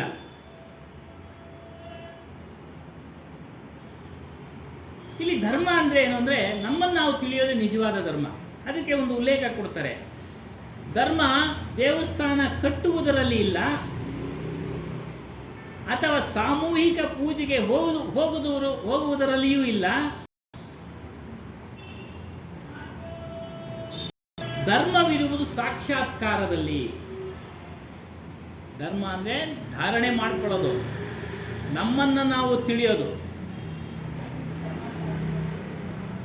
ಆ ಸಾಕ್ಷಾತ್ಕಾರ ಯಾವುದು ಅಂದರೆ, ಸಾಕ್ಷಾತ್ಕಾರ ಅಂದರೆ ನಮ್ಮನ್ನು ನಾವು ಪರಿಚಯ ಮಾಡ್ಕೊಳ್ಳೋದು, ತಿಳಿಯೋದು, ಅನುಭವಿಸೋದು. ಅದನ್ನು ನಾವು ಪ್ರತ್ಯಕ್ಷವಾಗಿ ಅನುಭವಿಸುವವರೆಗೂ ನಮಗದು ಆಗೋದಿಲ್ಲ. ನಾವು ಎಷ್ಟೇ ಹೇಳಿದ್ರೂ ಸಹ ಪ್ರತ್ಯಕ್ಷವಾಗಿ ಸ್ವರೂಪದ ಅನುಭವವನ್ನು ಅವರವರೇ ಅನುಭವಿಸಿದಾಗ ಮಾತ್ರ ಅದರ ಪರಿಚಯ ಗೊತ್ತಾಗತ್ತೆ, ಅದರ ಅನುಭವ ಗೊತ್ತಾಗುತ್ತೆ. ಇವಾಗ ಪರಿಚಯ ಮಾಡಿ ಶಬ್ದಗಳ ಮೂಲಕ, ಅದು ಅನುಭವ ಮಾಡಿದ್ರೆ ನೀವು ಸಾಧನೆಗಳನ್ನು ಮಾಡಬೇಕು.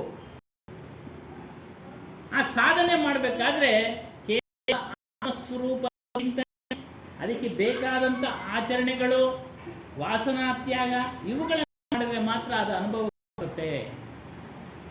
ನೀನು ಇದನ್ನು ಅದನ್ನು ಮಾಡ್ತೀನಿ ಅಂದರೆ ಅದಕ್ಕೆ ಅದು ಹೇಗೆ ಇಟ್ಕೋದಿಲ್ಲ. ಏನೋ ಈಗಿನ ದೇವಿ ದೇವತೆಗಳ ಪೂಜೆ ಮಾಡಿದ್ರೆ ಮತ್ತು ಇನ್ನೂ ಮಾಡ್ತೀನಿ ಅಂದರೆ ಇಟ್ಕೋದಿಲ್ಲ. ಯಾಕೆಂದರೆ ಸಂಶಯ ಈ ರೀತಿ ಬಿಡುತ್ತೆ. ಇದು ಬೇಕಾದ್ರೆ ಹೊರಗಿನ ಪೂಜಾ ಪುರಸ್ಕಾರಗಳನ್ನ ಅವಶ್ಯಕವಾಗಿ ಬೇಕು. ಅದನ್ನ ಪೂಜೆ ಮಾಡೋದು ನಮ್ಮ ಒಂದು ಕೋರಿಕೆಗೆ ಅದಾಗಬೇಕು ಅನ್ನೋ ಕೋರಿಕೆಯಿಂದ ಮಾಡ್ತೀವಿ. ಅದರಿಂದ ಮನಸ್ಸು ಆ ಕಡೆ ಹೊರಡುತ್ತೆ. ಹಾಗಾಗಿ ಅದನ್ನ ಅಂತ ಹೇಳೋದು ಆಧ್ಯಾತ್ಮಿಕ ಜಿಜ್ಞಾಸುಗಳಿಗೆ, ಮೂಗಳಿಗೆ ಅವುಗಳನ್ನ ಬಿಡೋ, ಇದನ್ನ ಇಟ್ಕೊಳ್ಳೋ, ಸ್ವರೂಪದ ವಿಚಾರ ತಿಳ್ಕೋ. ऊपर गुजर कहां बौरे भीतर राजू कारो हो. ಮನಸ್ಸು ಮಲಿನತೆಯಿಂದ ಇದೆ, ಅದು ಪ್ರಕಾಶವಾಗಿರೋದಿಲ್ಲ. ಅವರು ವೇಷವನ್ನು ಧರಿಸಿ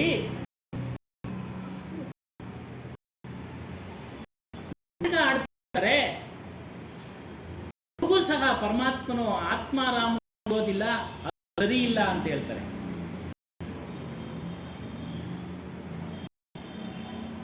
ಹೊರ ವೇಷ ಸ್ವಚ್ಛವಾಗಿ ಪ್ರಯೋಜನ ಇಲ್ಲ. ಒಳಗೆ ನಿನ್ನ ಮನಸ್ಸನ್ನು ಸ್ವಚ್ಛ ಮಾಡೋ, ಮನಸ್ಸನ್ನ ಪವಿತ್ರತೆಯಿಂದ ಇರೋ ನೋಡ್ಕೋ. ಏನು ಯಾವುದೇ ಒಂದು ಕ್ರೋಧ, ಲೋಭ, ಮೋಹ, ಮದ, ಮತ್ಸರ ಯಾವುಗಳೂ ಇರಬಾರದು ಮನಸ್ಸಿನಲ್ಲಿ. ಆಸಕ್ತಿಗಳು ಇರಬಾರದು.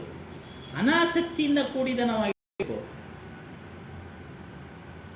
ತನ್ನ ಒಂದು ಗಳಿಕೆಯಿಂದ ಏನು ಬರುತ್ತೋ ಅದರಲ್ಲಿ ಜೀವನ ಮಾಡುವಂತನಾಗಬೇಕು.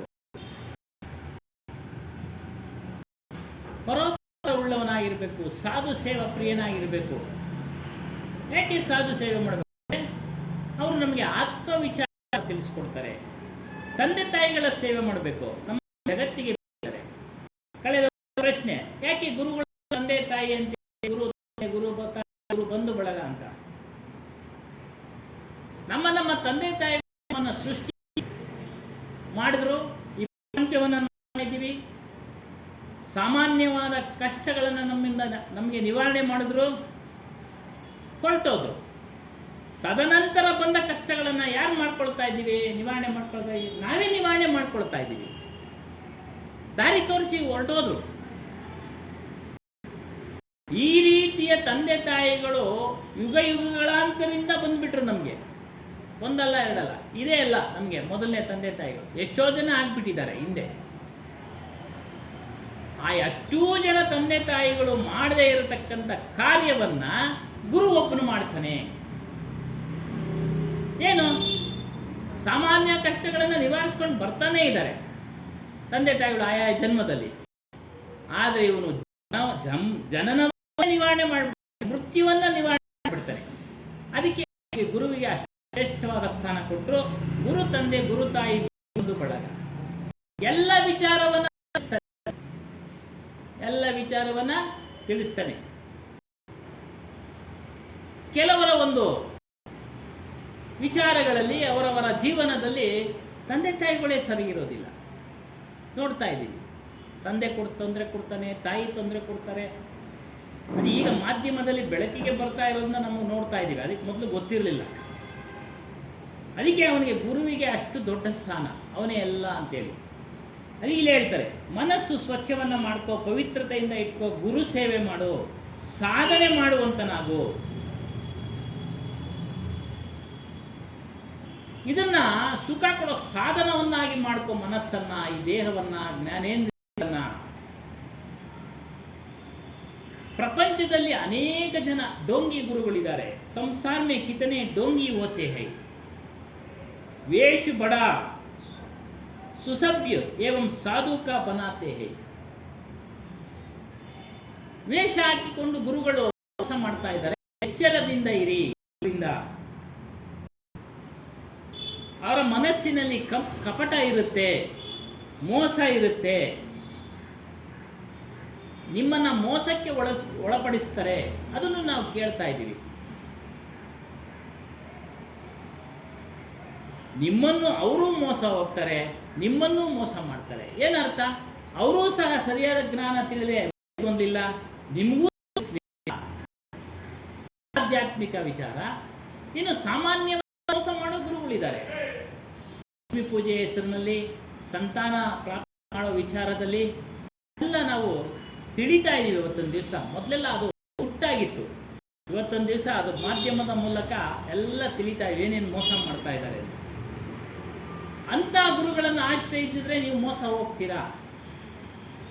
ಸತ್ಯಜ್ಞಾನವನ್ನು ಕೊಡತಕ್ಕಂಥ ಗುರುಗಳನ್ನು ಆಶ್ರಯಿಸಿ, ಅವರ ಆಚರಣೆ ಶುದ್ಧವಾಗಿರಬೇಕು ಅಂತ ಗುರುಗಳನ್ನು ನೀವು ಆಶ್ರಯಿಸಿ. ಹೇಳೋದೊಂದು ಮಾಡೋದೊಂದು ಹಾಕಬಾರ್ದು, ಹೇಳೋದು ಮಾಡೋದೊಂದು ಹಾಕಬಾರ್ದು. ಮೇಲ್ನೋಟಕ್ಕೆ ಬಹಳ ಪ್ರಕಾಶಮಾನ ಆಗ್ತಾರೆ, ಏನು ವೇಷ ಹಾಕ್ಕೊಂಡು, ರುದ್ರಾಕ್ಷಿಗಳನ್ನು ಹಾಕ್ಕೊಂಡು. ಆದರೆ ಅವರ ಮನಸ್ಸು ಕಪ್ಪು, ಅಂದರೆ ಮಲಿನತೆಯಿಂದ ಕೂಡಿರುತ್ತೆ. ಅದರಿಂದ ಎಚ್ಚರದಿರಿ.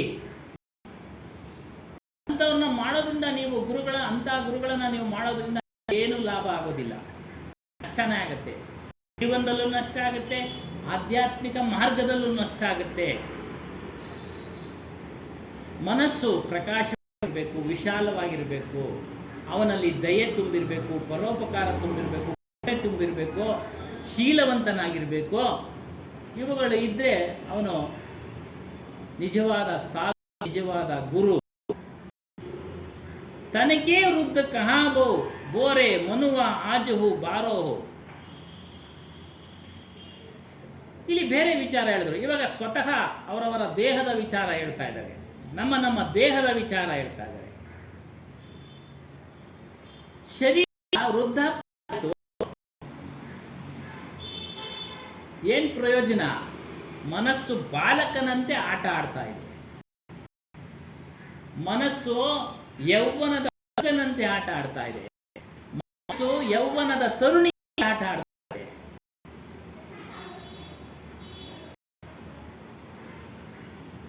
ಎಷ್ಟೋ ಜನ ವೃದ್ಧರಾಗಿದ್ದಾರೆ ವಯಸ್ಸಿನಲ್ಲಿ, ಆದರೆ ಅವರ ಮನಸ್ಸು ಇನ್ನ ಚಂಚಲತೆಯಿಂದ ಕೂಡಿದೆ. ರುಚಿಯಾದ ಊಟಗಳನ್ನು ಬಯಸುವುದರಲ್ಲಿ ಕೂಡಿದೆ. ಈ ರೀತಿ ವಿಷಯಕ್ಕೆ ಸಂಬಂಧಪಟ್ಟ ಹಾಗೆ ಆ ವಿಷಯ ಭೋಗಗಳನ್ನು ಗ್ರಹಿಸುವ ಕಡೆ ಮನಸ್ಸು ಹೋಗಿದೆ. ಇಂದ್ರಿಯಗಳು ಭೋಗಿಸಕ್ಕೆ ಶಕ್ತಿ ಇಲ್ಲ, ದೇಹದಲ್ಲಿ ದೃಢತೆ ಇಲ್ಲ, ಶಿಥಿಲವಾಗ್ತಾ ಇದೆ. ಆದರೂ ಸಹ ಮನಸ್ಸು ಚಂಚಲತೆಯಿಂದ ಕೂಡಿದೆ. ಅದಕ್ಕೆ ಹೇಳಿದ್ರು, ಯೌವನ ತರುಣಿ, 16 ವರ್ಷದ ತರುಣಿಯಂಗೆ ಅವರ ಮನಸ್ಸು ಚಂಚಲವಾಗಿದೆ.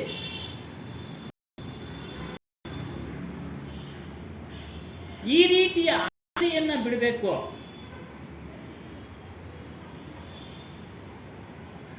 ಆಗ ಮನಸ್ಸು ಮಾತ್ರ ಪವಿತ್ರತೆಯಿಂದ ಆಗೋದಕ್ಕೆ ಸಾಧ್ಯ. ಅದಕ್ಕೆ ಏನ್ ಮಾಡಬೇಕು? ಹಂತ ಹಂತವಾಗಿ ನಾವು ಅದನ್ನ ನಿಯಂತ್ರಣಕ್ಕೆ ತೆಗೆದುಕೊಳ್ಳಬೇಕು. ಮನಸ್ಸನ್ನ, ಇಂದ್ರಿಯ ಭೋಗ ವಿಷಯಗಳಿಗೆ ಹೋಗತಕ್ಕಂಥ ಇಂದ್ರಿಯಗಳನ್ನ, ಅದಕ್ಕೆ ತಿಳುವಳಿಕೆ ಕೊಡ್ತಾ ಇರಬೇಕು. ಮನಸ್ಸಿಗೆ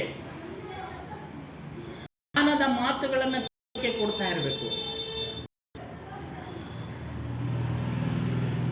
ಮತ್ತು ತಿಳುವಳಿಕೆ ಕೊಡ್ತಾ ಯಾವ ರೀತಿ ಶರೀರ ವೃದ್ಧ ಆಗುತ್ತೋ, ಅಂದರೆ ವೃದ್ಧಾಪ್ಯಾವಸ್ಥೆಗೆ ಬರುತ್ತೋ, ಅದೇ ರೀತಿ ಮನಸ್ಸನ್ನು ಸಹ ವೃದ್ಧಾಪ್ಯ ಅವಸ್ಥೆಗೆ ತೆಗೆದುಕೊಂಡು ಹೋಗಬೇಕು.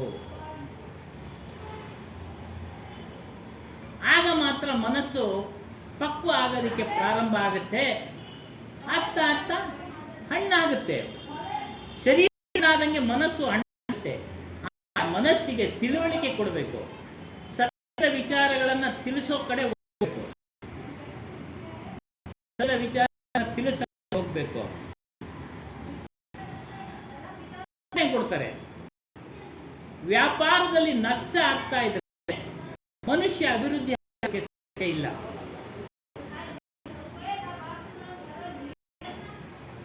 ಅದೇ ರೀತಿಯಾಗಿ ನೀವು ವ್ಯಾಪಾರ ಮಾಡ್ತೇನೆ, ಪ್ರತಿನಿತ್ಯ ವ್ಯಾಪಾರ ಮಾಡ್ತೇನೆ, ಅದೇ ರೀತಿಯಾಗಿ ಪ್ರತಿನಿತ್ಯ ಅದಕ್ಕೆ ಸತ್ಸಂಗವನ್ನ ಕೊಡಿ. ಮನಸ್ಸಿಗೆ ಕೊಡ್ತಾ ಕೊಡ್ತಾ ಮನಸ್ಸು ಶಾಂತವಾಗುತ್ತೆ. ಪ್ರಾರಂಭದಲ್ಲಿ ಕೇಳೋದಿಲ್ಲ ಮನಸ್ಸು. ಅದಕ್ಕೆ ಹೇಳ್ತಾರೆ, ಮನವೆಂಬ ಮರ್ಕಟವು ತನುವೆಂಬ ವಶವನೇರಿ ವಿಷಯಗಳೆಂಬ ಫಲಗಳನ್ನು ಗ್ರಹಿಸುತ್ತಾ ಭವದ ಮುಖ ಮಾಡಿ ಹೋಗುತ್ತಿದೆ ನೋಡ.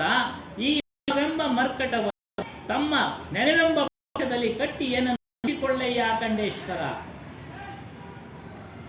ಈ ಮನಸ್ಸು ಕೋತಿ ಇದ್ದಾಗೆ.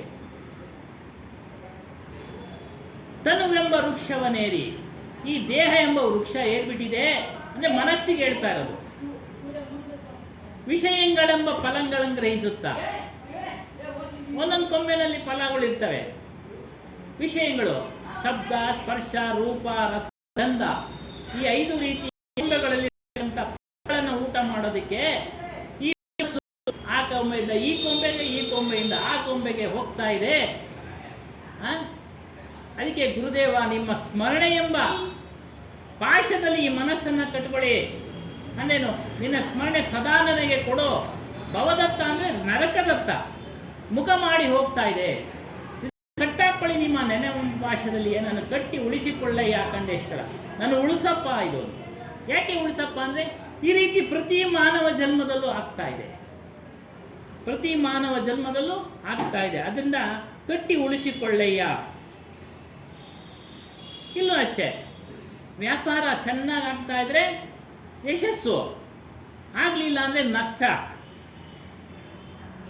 ಅದೇ ರೀತಿಯಾಗಿ ನಿಮ್ಮ ನಿಮ್ಮ ಇಂದ್ರಿಯಗಳನ್ನು ಸಂಯಮದಲ್ಲಿ ಇಟ್ಟುಕೊಳ್ಳಿ. ನಿಮ್ಮ ನಿಮ್ಮ ವಾಣಿಗಳನ್ನು ಸಂಯಮದಲ್ಲಿ ಇಟ್ಟುಕೊಳ್ಳಿ. ನಿಮ್ಮ ನಿಮ್ಮ ಮನಸ್ಸನ್ನು ಸಂಯಮದಲ್ಲಿ ಇಟ್ಟುಕೊಳ್ಳಿ.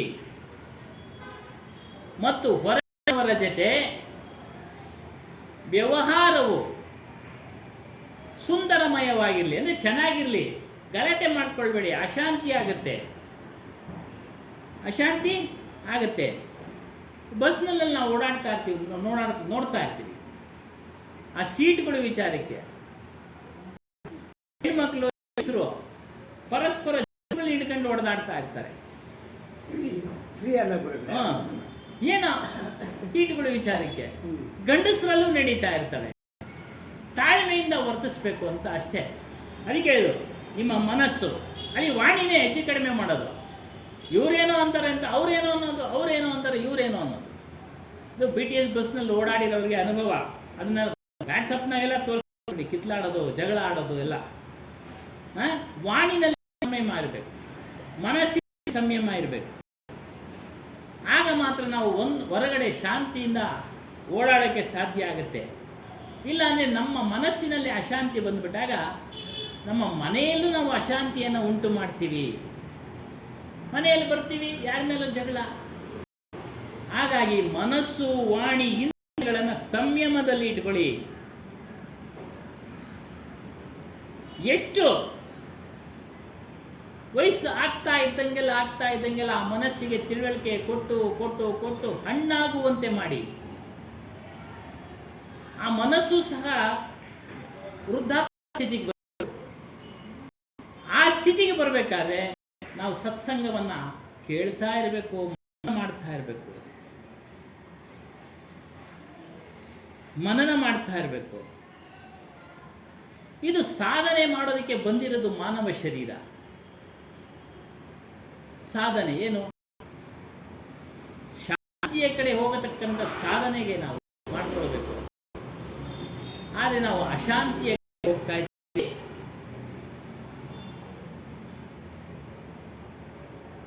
ಎಲ್ಲರ ಅಭಿಪ್ರಾಯ ಇಷ್ಟೇ. ಸಾಧು ಸಂತರ ಅಭಿಪ್ರಾಯ, ಶರೀರ ವೃದ್ಧಾಪ್ಯ ಹೋದಂಗೆಲ್ಲ ಅದರ ಜೊತೆಯಲ್ಲಿ ಮನಸ್ಸನ್ನ ವೃದ್ಧಾಪ್ಯ ಸ್ಥಿತಿಗೆ ತೆಗೆದುಕೊಂಡು ಹೋಗಿ. ಆಗ ನೀವು ಸಂತೋಷವಾಗಿರಕ್ಕೆ ಸಾಧ್ಯ ಆಗತ್ತೆ. ಮತ್ತು ಮಾನವ ಜೀವನ ಪಡೆದಿದ್ದಕ್ಕೂ ಸಾರ್ಥಕ ಆಗುತ್ತೆ. ಮುಖಕ್ಕೆ ದಾಂತ ಗಯೇ ಕಹಾ ಬೌರೆ ಭೀತರ ದಾಂತ ಕೆ ಹೋ. ಬಹಳ ಚೆನ್ನಾಗಿದೆ, ಇಲ್ಲಿ ಬಹಳ ಅರ್ಥಗರ್ಭಿತವಾಗಿ ವಿವರಿಸಿದ್ದಾರೆ. ನಮ್ಮ ಬಾಯಿನಲ್ಲಿರ್ತಕ್ಕಂಥ ಹಲ್ಲುಗಳು ಮುರಿದೋದ್ರೆ ನಾವು ಬೇರೆ ಬೇರೆ ಕಬ್ಬಿಣದ್ದು ಮತ್ತೊಂದು ಹಾಕ್ಸ್ಕೊಳ್ತೀವಿ. ಆದರೆ ನಮ್ಮ ಮನಸ್ಸಿನಲ್ಲಿ ಹಲ್ಲುಗಳು ಸೇರ್ಕೊಂಡ್ಬಿಟ್ಟಿದ್ದಾವೆ, ಆಸೆಯನ್ನು ಹಲ್ಲುಗಳು ಸೇರ್ಕೊಂಡ್ಬಿಟ್ಟಿದ್ದಾವೆ. ಅದು ಏನು, ಅದು ಮುರಿದೋಗಲ್ಲ, ಹಲ್ಲುಗಳು ಮಜಬೂತ ಬಲವಾಗಿದೆ.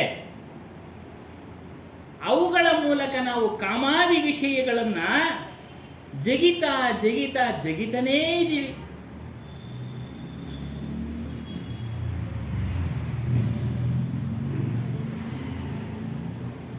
ಅಗ್ಗಕ್ಕಾಗಿಲ್ಲ ಅಂದ್ರೆ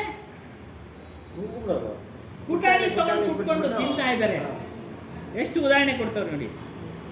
ಅದೇ ರೀತಿಯಾಗಿ ನಾವು ಅನುಭವಿಸಕ್ಕೆ ಆಗ್ತಾ ಇಲ್ಲ, ನಮ್ಮ ದೇಹ ಸ್ಥಿತಿನೇ ಇಲ್ಲ ಅನುಭವಿಸಕ್ಕೆ ಕಾಮಾದಿ ವಿಷಯಗಳನ್ನ. ಅದರಲ್ಲಿ ಮನಸ್ಸಿನಲ್ಲಿ ಅಗೀತಾ ಇದ್ದೀವಿ.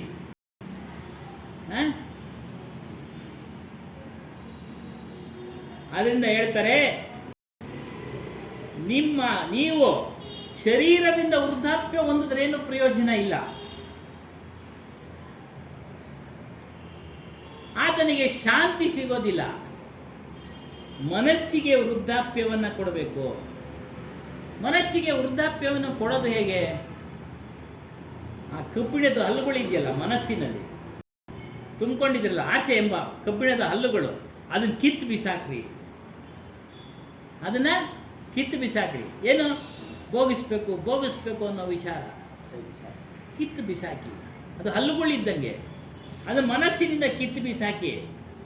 ಆಗ ಮಾತ್ರ ನಿಮಗೆ ಶಾಂತಿ ಸಿಗೋದು. ಇಲ್ಲ, ಅಲ್ಲಿವರೆಗೂ ಶಾಂತಿ ಸಿಗೋದಿಲ್ಲ. ಶಾಂತಿ ಸಿಗೋದಿಲ್ಲ. ತನಕಿ ಸಕಲ ಸಣ್ಣ ಗಟಿ ಗಾಯವು ಮನಹಿ ವಿಲಾಸು ದುನುಹೋ. ದೇಹ ಪ್ರತಿಯೊಂದು ಅಂಗಗಳು ಶಿಥಿಲ ಆಗ್ತಾ ಇದ್ದಾವೆ. ದೇಹದ ಪ್ರತಿಯೊಂದು ಅಂಗಗಳು ಶಿಥಿಲ ಆಗ್ತಾ ಇದೆ. ಅದರಲ್ಲಿ ಶಕ್ತಿ ಇಲ್ಲ. ಶಿಥಿಲ ಅಂದ್ರೆ ಶಕ್ತಿ ಹೋಗ್ತಾ ಇದೆ. ಕೈನಲ್ಲಿ ಶಕ್ತಿ ಇಲ್ಲ, ಕಾಲಿನಲ್ಲಿ ಶಕ್ತಿ ಇಲ್ಲ, ಕಣ್ಣಲ್ಲಿ ಶಕ್ತಿ ಇಲ್ಲ, ಹಲ್ಲಲ್ಲಿ ಶಕ್ತಿ ಇಲ್ಲ, ಹೀಗೆ ಎಲ್ಲ ಅಂಗಾಂಗಗಳು. ಆದರೆ ಮನುಷ್ಯನ ಮನಸ್ಸು ಉತ್ಸಾಹದಿಂದ ಇದು ಬಿದಿರು ಮರಗಳು ಆ ಕಡೆ ಈ ಕಡೆ ಆಡ್ತಾ, ಈ ಮರದಿಂದ ಆ ಮರಕ್ಕೆ ಆ ರೀತಿ ಜಿಗಿತಾ ಇದೆ ಮನಸ್ಸು.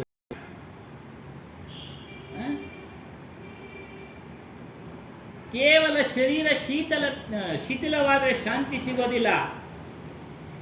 ಎಷ್ಟೋ ಜನ ವೃದ್ಧರು ಇದ್ದಾರೆ, ಅವ್ರಿಗೆಲ್ಲ ಶಾಂತಿ ಸಿಕ್ಕಿದೆಯಾ? ಇಲ್ಲ. ಅವರು ಮನಸ್ಸು ಚಂಚಲತೆಯಿಂದ ಕೂಡಿದೆ. ಎಷ್ಟೋ ಜನಕ್ಕೆ ಕೈ ಕೆಲಸ ಮಾಡಲ್ಲ, ಕಾಲ್ ಕೆಲಸ ಮಾಡೋದಿಲ್ಲ, ಕಣ್ಣು ಕೆಲಸ ಮಾಡಲ್ಲ, ಕಿವಿ ಕೆಲಸ ಮಾಡಲ್ಲ.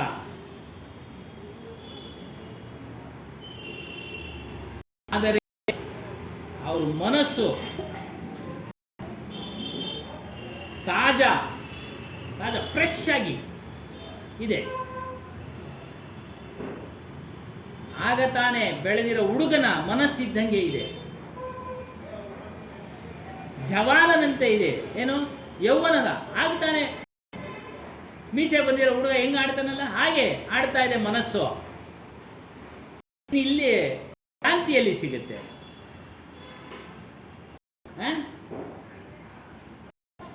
ವಯಸ್ಸಿನಲ್ಲಿ ಯವಸ್ಸಿನಲ್ಲಿ ಸಾಕಷ್ಟು ಭೋಗವನ್ನು ಭೋಗಿಸ್ತಾ ಮನುಷ್ಯ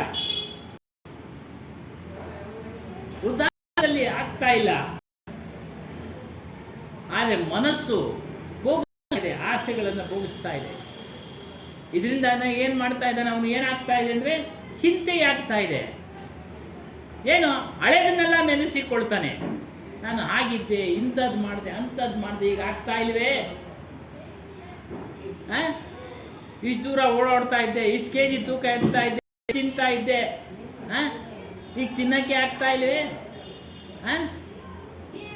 ಈ ರೀತಿಯಾಗಿ ಚಿಂತೆ ಮಾಡ್ತಾ ಇದ್ದಾನೆ.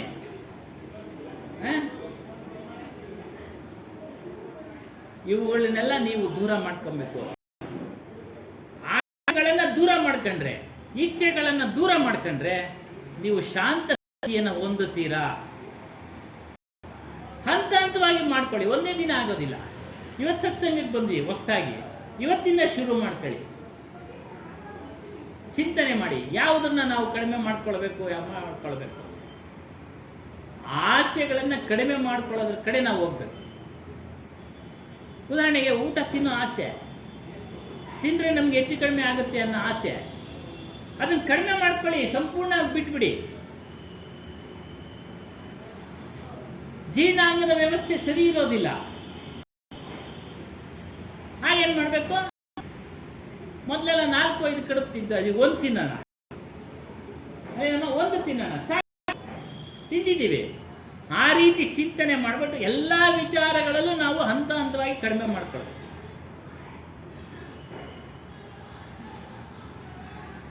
ಆಗ ನಮಗೆ ಅದರ ಅನುಭವ ಆಗತ್ತೆ. ಜೀರ್ಣಾಂಗ ವ್ಯವಸ್ಥೆ ಸರಿ ಇಲ್ಲದೆ ನಾವು ಹೆಚ್ಚಾಗಿ ತಿಂದು ನೋವು ಅನುಭವಿಸಿರ್ತೀವಿ, ಒಂದು ತಿಂದು ಆರೋಗ್ಯವಾಗಿರ್ತೀವಿ, ಅದರ ಅನುಭವ ನೋಡಿ. ಅದೇ ಹೇಳ್ತಾರೆ, ಜೀವನ್ಮೇ ಶಾಂತಿ ನಿಮಗೆ ಸಿಗುತ್ತೆ. ಯಾವಾಗ ನಿಮ್ಮ ಇಚ್ಛೆಗಳನ್ನು, ಆಸೆಗಳನ್ನು ಸಮಾಪ್ತಿ ಮಾಡ್ಕೊಳ್ಳೋ ಹೋಗ್ತಾ ಇರ್ತೀರೋ, ಆಗ ಸ್ವಲ್ಪ ಸ್ವಲ್ಪನೇ ಶಾಂತಿ ಸಿಗುತ್ತೆ. ಪೂರ್ಣ ಸಮಾಪ್ತಿ ಮಾಡ್ಕೊಂಡ್ರೆ ಪೂರ್ಣವಾದ ಶಾಂತಿ. इच्छाएं एवं तृष्णाएं तो जितना शीघ्र हो निवृत्त हो जाना चाहिए. ಎಷ್ಟು ಸಾಧ್ಯವಾಗುತ್ತೋ ಇಚ್ಛೆಗಳನ್ನು, ಆಸೆಗಳನ್ನು ಎಷ್ಟು ಸಾಧ್ಯ ಅಷ್ಟೂ ಶೀಘ್ರವಾಗಿ ಕಡಿಮೆ ಮಾಡ್ಕೊಂಡು ಹೋಗಿ. ಕಹಿ ಕಬೀರ್ ಸುನೋ ಸಂತ ಸಕಲ ಸಯಾನ ಪಹುನ. ಸದ್ಗುರುಗಳು ಹೇಳ್ತಾ ಇದ್ದಾರೆ ಇಲ್ಲಿ,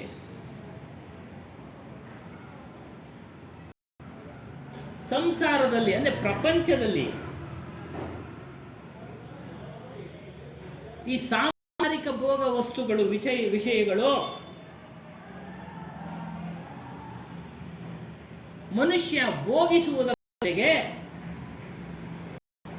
ಅದನ್ನು ಸಂಗ್ರಹಣೆ ಮಾಡೋದರಲ್ಲಿ ಅತಿ ಚಾಕ್ಷತನವನ್ನು ಬುದ್ಧಿವಂತನಾಗಿದ್ದಾನೆ. ಆದರೆ ಆತನಿಗೆ ಗೊತ್ತಿಲ್ಲ ಇವೆಲ್ಲ ದಿನಗಳು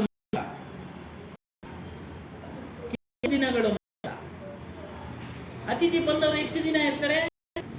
1 ದಿನ, 2 ದಿನ, 3 ದಿನ. ಆ ರೀತಿಯಾಗಿ ಇವೆಲ್ಲವೂ ಸಹ ಪ್ರತಿಯೊಬ್ಬರ ಜೀವನದಲ್ಲಿ ಕೆಲವು ದಿನಗಳು, ಅಂದರೆ ವೃದ್ಧಾಪ್ಯ ಅವಸ್ಥೆ ಬರೋರು, ಕೆಲವರು ಮಧ್ಯದಲ್ಲೇ ಬರ್ಬೋದು, ಕೆಲವರು ಬಾಲ್ಯದಲ್ಲೇ ಬರ್ಬೋದು. ಏನೋ ಇದು ತಿನ್ನಬೇಡ ಅನ್ನೋ ಒಂದು ವಿಚಾರ, ಇದು ಮಾಡಬಾರ್ದಪ್ಪ ನೀನು, ಇನ್ನು ಆರೋಗ್ಯಕ್ಕೆ ಒಳ್ಳೆಯದಲ್ಲ ಹೋಗ್ಬಿಟ್ಟೆ. ಅದಕ್ಕೆ ಅವರು ಆ ಅರ್ಥದಲ್ಲಿ ಹೇಳಿದರು ಕೆಲವು ದಿನಗಳು.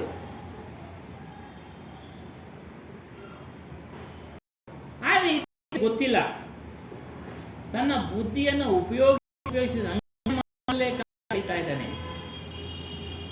ಆ ಸಂಗ್ರಹಣೆ ಮಾಡೋ ವಿಚಾರದಲ್ಲಿ ಮೋಸ ಮಾಡೋದನ್ನ, ವಂಚನೆ ಮಾಡೋದ್ರನ್ನ, ದ್ರೋಹ ಮಾಡೋದನ್ನ, ಬೇರೆ ಸಂಗ್ರಹಣೆ ಗಳಿಸೋಕೆ ಮಾಡ್ತಾ ಇದ್ದಾನೆ. ಆಗ ಮಾಡಿದ್ದ ಒಂದು ಕರ್ಮದ ಮೂಟೆ ಇವನೇ ಹೊರಬೇಕು, ಬೇರೆ ಯಾರೂ ಹೊರೋದಕ್ಕೆ ಸಾಧ್ಯ ಇಲ್ಲ. ಯಾರಿಗನ ಮಾಡಲಿ, ತನ್ನ ವಂಶಸ್ಥರು ಪೂರ್ಣವಾಗಿ ಸುಖವಾಗಿರಬೇಕು ಅಂತ ಮಾಡ್ತಾನೆ. ಇರ್ತಾರೋ ಇಲ್ಲ ಇಲ್ಲ, ಆದರೆ ಮಾಡಿದ್ದು ಫಲ ಇವನೇ ಅನುಭವಿಸ್ಬೇಕು. ಯಾರಿಗೆ ಗೊತ್ತು ಯಾರು ಹೇಗಿರ್ತಾರೋ ಏನು ಕತೆ ನಮ್ಮ ಮುಂದಿನ ದಿನಗಳಲ್ಲಿ ಅಲ್ವಾ? ಅವ್ರ ಮಕ್ಕಳು ಮೊಮ್ಮಕ್ಕಳು ಉಳಿಸ್ತಾರ ಇಲ್ವೋ ಗೊತ್ತಿಲ್ಲ, ಆದರೆ ಅವರ ಮೇಲೆ ಆಸೆ ಇಟ್ಟು ಮಾಡ್ದ. ಆ ಆಸೆ ಇಟ್ಟು ಮಾಡುವಾಗ ಅನೇಕ ಕರ್ಮಗಳನ್ನು ಮಾಡ್ತಾನೆ. ಆ ಮೂಟೆನ ಅವನೇ ಹೊರಬೇಕು, ಬೇರೆ ಯಾರೂ ಹೊರೋದಕ್ಕೆ ಸಾಧ್ಯ ಇಲ್ಲ. ಅದಕ್ಕೆ ಎಚ್ಚರಗೊಳ್ಳಿ. ನೀವು ಏನೇ ಕೆಲಸ ಮಾಡಬೇಕಾದ್ರೂ ಎಚ್ಚರದಿಂದ ಮಾಡಿ.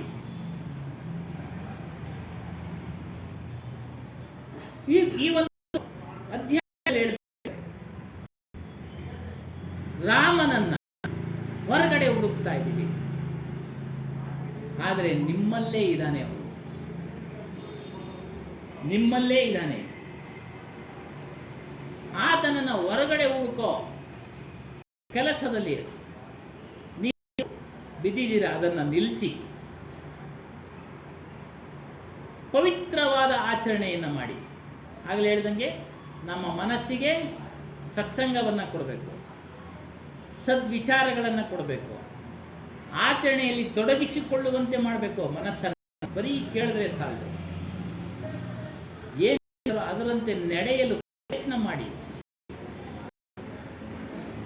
ಇವತ್ತು ಇನ್ನೊಂದು ಹೆಜ್ಜೆ ಹೀಗೆ ಮಾಡ್ತಾ ನೀವು ಗುರಿ ಇರ್ತೀರಾ,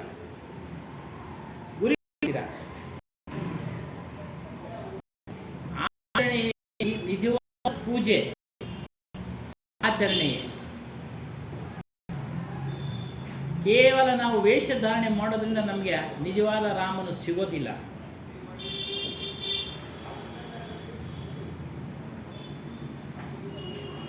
ನಮ್ಮ ಮನಸ್ಸನ್ನು ವೃದ್ಧಾಪ್ಯ ಸ್ಥಿತಿಗೆ ತೆಗೆದುಕೊಂಡು ಹೋಗಬೇಕು.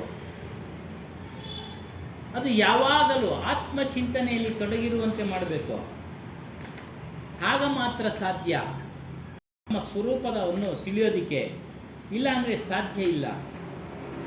ಅನೇಕ ಉದಾಹರಣೆಗಳನ್ನು ಕೊಡ್ತಾರೆ. ನೀನು ಮಾಣಿಕ್ಯದಂತೆ ಅಪ್ಪ, ಮನ ಮತ್ತು ಸುನ್ನು ಮಾಣಿಕ, ಮನ ಸುನ್ನು ಮಾಣಿಕ, ಹೃದಯ ಬಂದ ನಿವಾರವೈ. ಮನುಷ್ಯ ಮಾಣಿಕ್ಯಂತೆ. ಮಾಣಿಕ್ಯ ಅಂದರೆ ಕೆಂಪುದು, ಗುಲಾಬಿ ಕೆಂಪು ಅವೆಲ್ಲ ಮಾಣಿಕ್ಯ ಬಹಳ ಬೆಲೆ ಉಳ್ಳದು. ಅದಕ್ಕೆ ಮನುಷ್ಯನ ಜೀವನ, ಮನುಷ್ಯನ ಸಾಧಾರಣವಾಗಿ ಹೇಳ್ತೀರಿ, ಅವನು ಗುಣ ಸ್ವಭಾವ ನೋಡ್ಬಿಟ್ಟು ಮೊದಲೆಲ್ಲ ಹೇಳೋರು ಮಾಣಿಕ್ಯ ಇದ್ದಂಗೆ. ಈಗೆಲ್ಲ ಮಾತುಗಳೇ ಇಲ್ಲ ಅಲ್ವ ಸ್ವಾಮಿ, ಆ ಮಾತುಗಳೇ ಇಲ್ದಂಗೆ ಆಗ್ಬಿಟ್ಟು. ಮಾಣಿಕ್ಯದಂತೆ ಅವನು ಮದುವೆ ಮಾಡೋವಾಗ ಹೇಳೋರು, ಗಂಡು ಹೇಗಪ್ಪ ಅವ್ರದ್ದು ಗುಣ ಮಾಣಿಕ್ಯದಂತೆ ಅನ್ನೋರು. ಅವೆಲ್ಲ ಈಗೆಲ್ಲ ಶಬ್ದ ಇಲ್ಲ. ನಾವೇ ಹೇಳೋಣ ಅಂದ್ರೆ ನೀವೇ ಹೇಳ್ಬಿಟ್ಟು ಅಂಥವ್ರು ಇಲ್ಲೂ ಎಲ್ಲ ಸಾಫ್ಟ್ವೇರ್ಗಳಾಗ್ಬಿಟ್ಟಿದ್ದಾರೆ. ಸಾಫ್ಟ್ವೇರ್ ಎಷ್ಟು ಸಂಬಳ ಬರುತ್ತೆ? 1,00,000 1.5 ಲಕ್ಷ ಈ ಕಡೆ ಗಮನ. ಅವನು ನೋಡ್ತಾ ಇಲ್ಲ. ಈಗ ಇಲ್ಲಿ ಏನು ಮಾಡ್ತೀನಿ, ಕಾಲ ನಮ್ಮ ಅದಕ್ಕೆ ಹೇಳ್ತಾರೆ ಮಾಡಿದಂತೆ ನೀನು. ಯಾಕೆ ಹೇಳ್ತಾರೆ ಅಂತಂದ್ರೆ, ಈ ಬೆಲೆ ಉಳ್ಳಂತ ಜನ್ಮ ಬಂದಿದೆ, ಬಹಳ ಬೆಲೆ. ರತ್ನದ್ದು. ಆದರೆ ಇದು ಸದುಪಯೋಗ ಪಡಿಸಿಕೊಂಡ್ರೆ ಮಾತ್ರ, ಅದು ದುರುಪಯೋಗ ಪಡಿಸಿಕೊಂಡ್ರೆ ಅವನು ಕಳ್ಕೊಂಡಂಗೆ.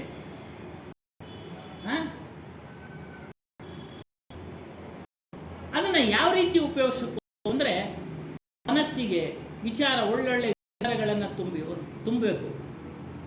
ಬರುತ್ತೆ ಪ್ರಪಂಚದಲ್ಲಿ ಎಲ್ಲ ರೀತಿಯ ವಿಚಾರಗಳು ಬರ್ತವೆ. ಒಳ್ಳೆಯದು ಬರುತ್ತೆ, ಕೆಟ್ಟದ್ದು ಬರುತ್ತೆ. ಒಳ್ಳೆಯವರು ಸಂಘನೂ ಇರ್ತದೆ, ಕೆಟ್ಟವ್ರ ಸಂಘ ಇರುತ್ತೆ. ಬೇಡ ಅಂದ್ರೆ ನಮ್ಮ ಸಂಸ್ಕಾರ, ನಮ್ಮ ಕರ್ಮ ಅನುಗುಣವಾಗಿ ಅಂಟಾಡ್ತಾರೆ. ಅದಕ್ಕೆ ವಿಚಾರ ಮಾಡಿ. ವಿಚಾರ ಮಾಡೋ ಶಕ್ತಿ ಎಲ್ಲಿ ಬೇಕು? ಜ್ಞಾನದ ಶಕ್ತಿ ಬೇಕು. ಜ್ಞಾನದ ಶಕ್ತಿ ಎಲ್ಲಿ ಸಿಗುತ್ತೆ? ಗುರುಗಳ ಹತ್ರ, ಸತ್ಸಂಗದ ಹತ್ರ ಸಿಗುತ್ತೆ. ಕಬೀರ್ ಸಾಹೇಬರು ಆಧ್ಯಾತ್ಮ ವಿಚಾರವನ್ನು ಹೊರತು ಬೇರೆ ಯಾವುದೇ ಒಂದು ವಿಚಾರವನ್ನು ಹೇಳ್ತಾ ಇರಲಿಲ್ಲ.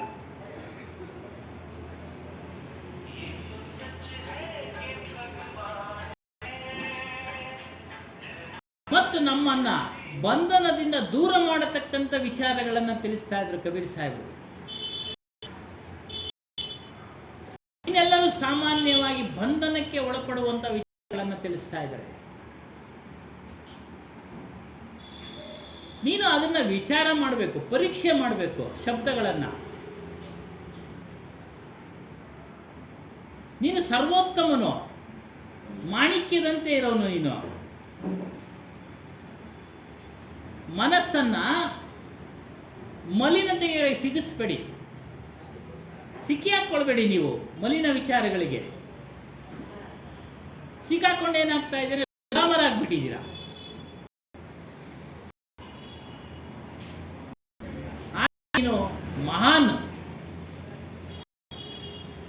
ಗುಲಾಮನಲ್ಲ ನೀನು. ವಿಚಾರ ಶಕ್ತಿ ಇಲ್ಲದೆ ಗುಲಾಮನಾಗಿದ್ಯಾ. ವಿಚಾರ ಶಕ್ತಿಯನ್ನ ಬೆಳೆಸ್ಕೊ. ವಿಷಯ ಶಕ್ತಿಗಳಿಂದ ನೀನು ಉತ್ಸಾಹಹೀನನಾಗಿದ್ಯಾ. ನಾನು ಏನು ಮಾಡೋಕ್ಕಾಗ್ತಾ ಇಲ್ಲ. ಆ ವಿಷಯಾಸಕ್ತಿಗಳನ್ನ ಕಡಿಮೆ ಮಾಡ್ಕೊ, ನಿಯಂತ್ರಣ ಮಾಡ್ಕೊ. ಕಬೀರ್ ಸಾಹೇಬರು ನಮ್ಮ ಸ್ವರೂಪದ ವಿಚಾರ ನೆನಪು ಮಾಡ್ತಾ ಇದ್ದಾರೆ. ಇಂಥ ಸ್ವರೂಪನು ನೀನು, ಮಹಾನು ನೀನು. ನೀನೇನ್ ಮಾಡ್ತಾ ಇದೀಯ? ವಿಷಯಾಸಕ್ತಿಗಳಲ್ಲಿ ಬಿದ್ದು ಬಂಧನಕ್ಕೆ ಒಳಪಟ್ಟಿದ್ಯಾ. ಯಾವಾಗ ಅವುಗಳನ್ನೆಲ್ಲ ದೂರ ಮಾಡ್ಕೊಳ್ತೀಯಾ, ಜೀವನದಲ್ಲಿ ಆನಂದವೂ ಆನಂದ, ಆನಂದವೂ ಆನಂದ. ಕೊಡ್ತಾರೆ ಅವನು ಅನೇಕ ರೀತಿಯ ಈಗ ಏನೇನೋ ಬಂದಿದೆ. ಅದೇ ರೀತಿಯಾಗಿ ಮನುಷ್ಯನು ಹಿಂದಿನ ಜನ್ಮದಲ್ಲಿ ಏನೇನು ಕಾರ್ಯಗಳನ್ನು ಮಾಡಿದ್ನೋ ಅದಕ್ಕೆ ತಕ್ಕ ಹಾಗೆ ತನ್ನ ಒಂದು ದೇಹವನ್ನ ತಯಾರು ಮಾಡಿಕೊಳ್ತಾನೆ. ಬೇರೆ ಯಾರೋ ನಿನ್ನನ್ನ ದೇಹ ತಯಾರು ಮಾಡಲ್ಲ. ನಿನ್ನ ದೇಹವನ್ನ ಸಂಸ್ಕಾರ ಫಲವೇ ದೇಹ ತಯಾರಾಗ್ತಾ ಇರುತ್ತೆ.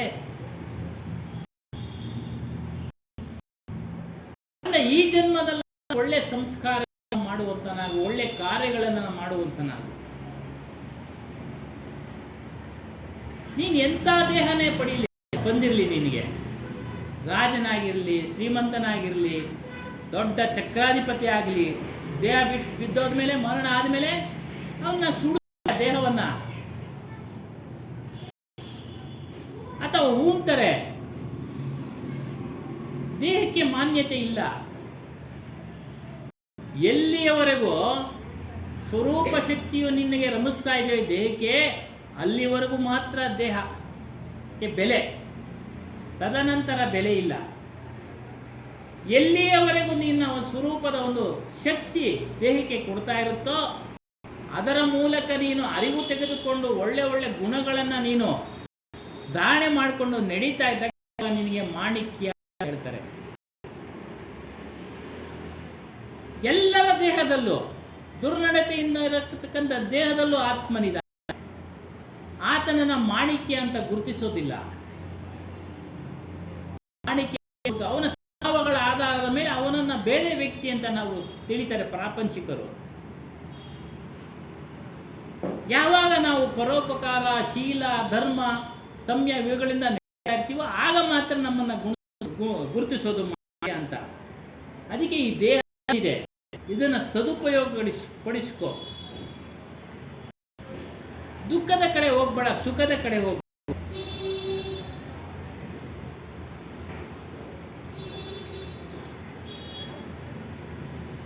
ನಿತ್ ಉಟಿ ನವ್ವ ನಾವು ಚಡುವ ಹೈ ಬೇರಹಿ ಬೋರೆ ಹೋ.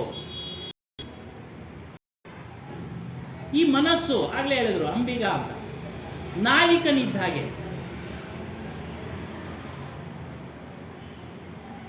ಈ ಶರೀರವನ್ನ ಪ್ರತಿದಿನ ಆ ಮನಸ್ಸು ಎಂಬ ನಾವಿಕ ಸವಾರಿ ಮಾಡ್ತಾ ಇದ್ದಾನೆ.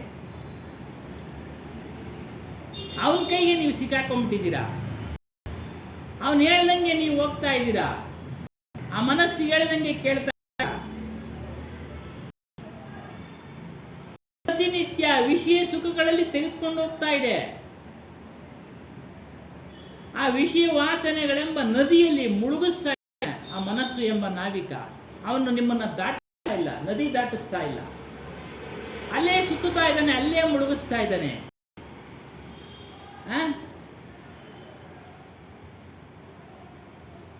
ಅದರಿಂದ ನೀವು ಎಚ್ಚರಗೊಳ್ಳಿ. ಅಂತ ಇಂಥ ನಾವಿಕನಲ್ಲ ಅವನು.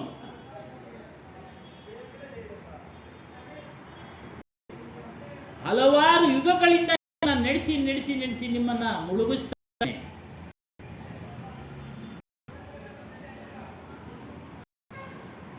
ಅವನಿಂದ ಬಿಡುಗಡೆಯಾಗಬೇಕಾದ್ರೆ ನಾವು ನಮ್ಮ ಮನಸ್ಸನ್ನ ಗಮನಿಸಬೇಕು. ಒಂದು ಉದಾಹರಣೆ ಕೊಡ್ತಾರೆ. ಬಳಿಕ ಬೆಳಿಗ್ಗೆ ಎದ್ದ ಕೂಡಲೇ ಒಂದು ಪೇಪರ್ನಲ್ಲಿ ರಾತ್ರಿ ಏನೇನು ಕೆಲಸ ಮಾಡ್ತೀಯ ಬರ್ಕೋ.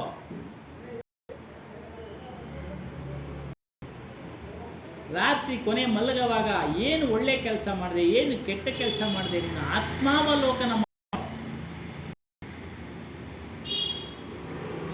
ನಿನ್ನಲ್ಲಿರ್ತಕ್ಕಂಥ ದುರ್ಗುಣಗಳನ್ನ, ದುಷ್ಟ ಕೆಲಸಗಳನ್ನ ಪಟ್ಟಿ ಮಾಡಿ ಮಾಡಿ ಒಂದೊಂದೇ ಬಿಡ್ತಾ ಬಾ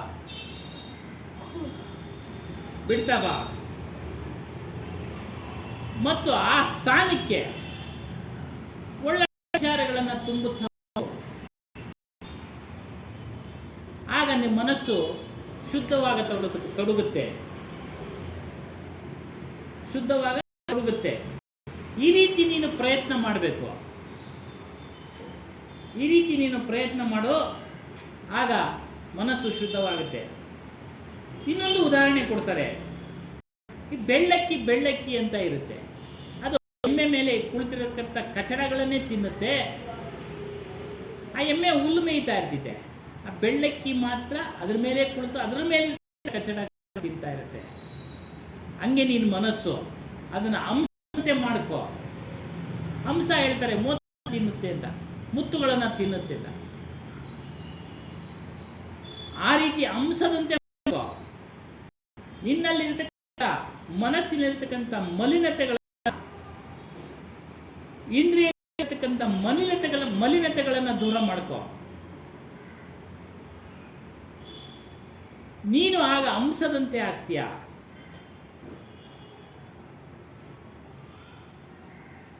ಪ್ರತಿಯೊಬ್ಬ ಮನುಷ್ಯನು ಈ ಪ್ರಪಂಚದಲ್ಲಿ ಪ್ರಯಾಣಿಕನಿದ್ದಂತೆ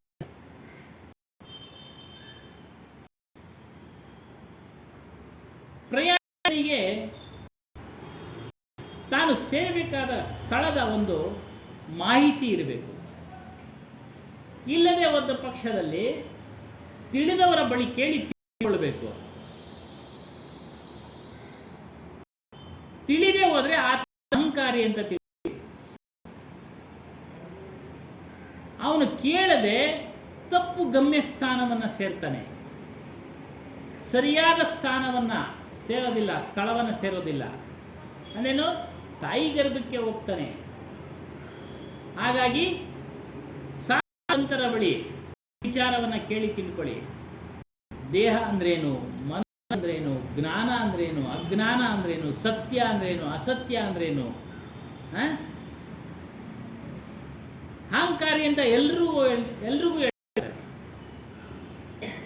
ಎಲ್ರಿಗೂ ಅಂದ್ರೆ ಕೆಲವರಲ್ಲಿ ಸಾಧುಗಳಿಗೂ ಸಹ ಹೇಳ್ತಾರೆ. ಕಿತನೆ ಕೈಸೆ ಹೋತೆ ಜೋ ಅಹಂಕಾರಿ ಹೋತೆ. ನನಗೆ ಗೊತ್ತಿದೆ ಕೇಳೋದು, ಇವ್ರನ್ನೇನು ಕೇಳೋದು. ಈ ಅಹಂಕಾರವನ್ನು ಬಿಡಿ.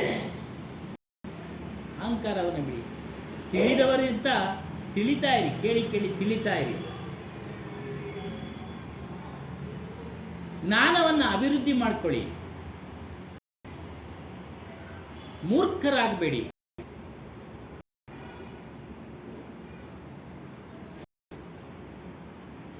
ವರ್ತಮಾನದ ವಿಚಾರ ಹೇಳ್ತಾ ಇದ್ದಾರೆ. ಇವತ್ತು ವಿದ್ಯಾವಂತರು ಮೂರ್ಖರಾಗಿ ವರ್ತಿಸ್ತಾ ಇದ್ದಾರೆ, ಜನಗಳಿಗೆ ಮೋಸ ಮಾಡ್ತಾ ಇದ್ದಾರೆ. ವಿದ್ಯಾವಂತರೇ ಜಾಸ್ತಿ ಮಾಡ್ತಾ ಇದ್ದಾರೆ. ಆನ್ಲೈನ್ ಚೀಟಿಂಗ್, ಮೋಸ ಅವರೇ ಮಾಡ್ತಾ ಇರೋದು. ಯಾಕೆ ಕಾರಣ ಅಂದರೆ ಅವರಿಗೆ ಸರಿಯಾದ ಶಿಕ್ಷಣ ಇಲ್ಲ. ಶಿಕ್ಷಣ ಇದೆ, ಹೊಟ್ಟೆಪಾಡಿನ ಶಿಕ್ಷಣ, ಆದರೆ ಮೋಸ ಮಾಡಬಾರ್ದು, ದ್ರೋಹ ಮಾಡಬಾರ್ದು ಇತ್ಯಾದಿ ಶಿಕ್ಷಣ ಇಲ್ಲ. ಸ್ವಾರ್ಥ, ಅದನ್ನ ಬಿಡಬೇಕು. ಅಹಂಕಾರವನ್ನು ಬಿಡಬೇಕು, ಸ್ವಾರ್ಥವನ್ನು ಬಿಡಬೇಕು. ನಮ್ಮ ಗಮ್ಯ ಸ್ಥಳ, ನಮ್ಮ ಸ್ವರೂಪವನ್ನು ಸೇರಬೇಕಾದ್ರೆ ಎಲ್ಲ ಬಿಡ್ತಾ ಇರಬೇಕು. ಇಲ್ಲಾಂದರೆ ಸಾಧ್ಯ ಆಗೋದಿಲ್ಲ. ಸತ್ಸಂಗಿಗಳ ಹತ್ರ ಸೇರ್ತಾ ಇರಬೇಕು, ವಿಚಾರ ಮಾಡ್ತಾ ಇರಬೇಕು. ಸತ್ಸಂಗಿಗಳು ನೀವು ಗಮನಿಸಬೇಕು, ಅವರ ಆಚರಣೆಗಳು, ವಿಚಾರಗಳು. ಅದಕ್ಕೆ ಕಳೆದ ವಾರ ಬುದ್ಧನ ಮೂಲಕ ಪ್ರಾರಂಭ ವಿಚಾರ ಅಲ್ಲಿ ಬುದ್ಧನ ಒಂದು ಕತೆ ಹೇಳ್ಬಿಟ್ಟು ಮುಗಿಸ್ಬಿಡೋಣ.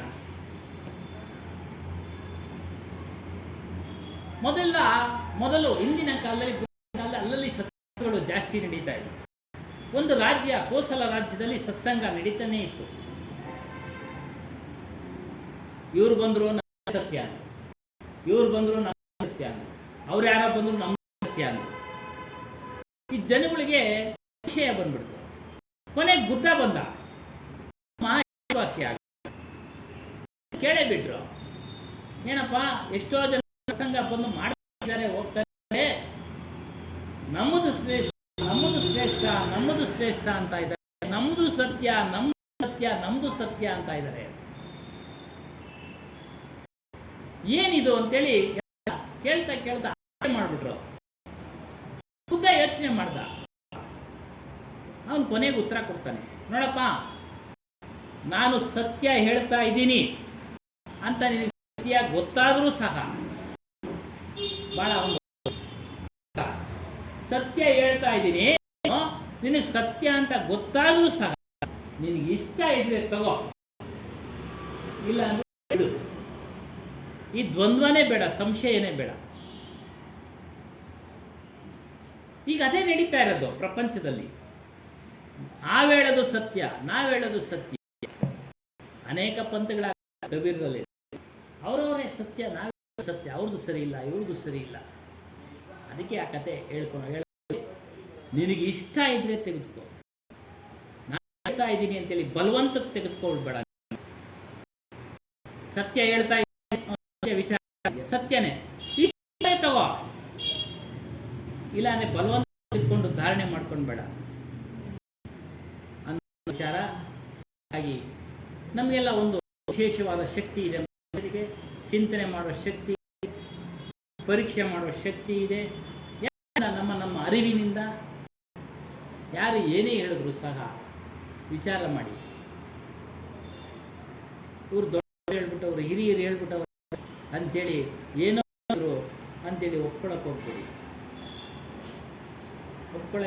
ಹೋಗ್ಬೇಡಿ. ವಿಚಾರ ಮಾಡಿ, ಇಚ್ಛೆ ಇದ್ರೆ ಒಪ್ಕೊಳ್ಳಿ, ಇಚ್ಛೆ ಇದ್ರೆ ಒಪ್ಕೊಳ್ಳಿ, ಇಲ್ಲ ಅಂದರೆ ಬಿಡಿ. ಅವರು ಅದನ್ನು ಹೇಳಿದ್ರು, ನಾನು ಸತ್ಯನೇ ಹೇಳ್ತಾ ಇದ್ದೀನಿ, ನಿನಗೆ ಇಷ್ಟ ಆದರೆ ತಗೋ, ಇಲ್ಲ ಅಂದರೆ ಬಿಡು. ಹಾಗಾಗಿ ವಿಚಾರ ಮಾಡ್ತಾ ಮಾಡ್ತಾ ನಮಗೆಲ್ಲ ಅರಿವಾಗುತ್ತೆ. ಆ ಒಂದು ವಿಶೇಷವಾದ ಶಕ್ತಿ ನಮ್ಮಲ್ಲಿದೆ. ಆ ಒಂದು ವಿಶೇಷವಾದ ಶಕ್ತಿಯ ಮೂಲಕ ವಿಚಾರ ಮಾಡೋಣ. ಕಬೀರ್ ಸಾಹೇಬ್ರ ವಿಚಾರ ಬಹಳ ಅದ್ಭುತವಾಗಿದೆ. ವಿಚಾರ ಅನೇಕ ಪಂಥಗಳಿರ್ಬೋದು, ಎಲ್ಲರೂ ಕೇಳಿ, ಸತ್ಯವನ್ನು ಯಾವುದು ಇಷ್ಟ ಆಗುತ್ತೋ ಅದನ್ನು ಒಪ್ಕೊಳ್ಳಿ, ಯಾವುದು ಇಷ್ಟ ಆಗುತ್ತೋ ಅದನ್ನು, ಯಾರು ಇಷ್ಟ ಆಗುತ್ತೋ ಅದನ್ನು. ಇದರಲ್ಲಿ ಯಾವುದು ಬಲವಂತ ಏನಿಲ್ಲ, ಯಾವುದು ಬಲವಂತ ಏನಿಲ್ಲ. ಅವರವರ ಸಂಸ್ಕೃತಿ ಅದು ಹೇಳ್ಕೊಳ್ತಾ ಇರುತ್ತೆ. ಅದು ಹೇಳ್ಕೊಂಡು ಎಲ್ಲಿ ಯಾವ ಮಾರ್ಗದಲ್ಲಿ ಹೋಗಬೇಕು ಅನ್ನೋದಿರುತ್ತೆ, ಅದು ಹೇಳ್ಕೊಂಡು ಹೋಗ್ತಾ ಇರುತ್ತೆ. ಹಾಗಾಗಿ ಯಾವಾಗಲೂ ನಾವು ಆತ್ಮಚಿಂತನೆ, ಸ್ಥಿತಿಯಲ್ಲಿ ನಿಲ್ಲೋದಕ್ಕೆ ಪ್ರಯತ್ನ ಪಡೋಣ. ಆಗ ಮಾತ್ರ ನಾವು ಇಂಥ ಅಪಾರವಾದ ಹುಟ್ಟು ಸಾವು ಬಿಡುಗಡೆ ಆಗೋದಕ್ಕೆ ಸಾಧ್ಯ ಅಂತ ಹೇಳ್ತಾ ಇಂದಿನ ಒಂದು ಮುಕ್ತಾಯ ಮಾಡ್ತಾ ಇದ್ದೀನಿ. ಬೋಲಿಯೇ ಶ್ರೀ ಸತ್ಯನಾಮಾದಿ ಕಬೀರ್ ಸಾಹೇಬ್ की जय, सद्गुरु श्री हनुमान साहेब की जय, गुरु माता जी की जय, सर्व संत महंत की जय. 6ನೇ ಪೇಜ್ನಲ್ಲಿ ನೋಡೋಣ, ಹಾಡು 6ನೇ ಪೇಜ್, 6ನೇ ಪೇಜ್. ಜೈ ಜೈ ಸತ್ಯ ಕಬೀರ. ಜೈ ಜೈ ಸತ್ಯ ಕಬೀರ, ಸತನಾಮ ಸತ ಸುಕೃತ ಸರತ ಹತ ಕಾಮಿ ಸಾಹೇಬ್ ಸರತ ಹತ ಕಾಮಿ ವಿಗತ ಕಲೇಶ ಸತದಾಮಿ ವಿಗತ ಕಲೇಶ ಸತದಾಮಿ ತ್ರಿಭುವನಪತಿ ಸ್ವಾಮಿ साहेब जय जय सत्य कबीर, जय जय सत्य कबीर.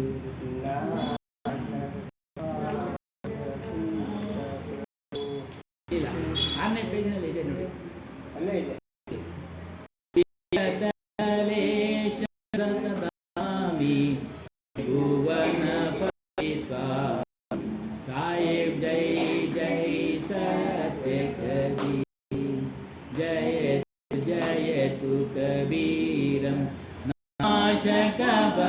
पीरं साहेब नाशक भवपीरं नारो मनुज शरीर नारो मनुज शरीर शिवर शरतीरं साहेब जय जय सत्य कबीर कमल पत्र पद शोभित शोभातीत कैसे साहेब शोभातीत कैसे नीलाचल पर राजित नीलाचल पर राजित मुक्तामणि जैसे साहेब जय जय सत्य कबीर परम मनोहर रूपम अमुदित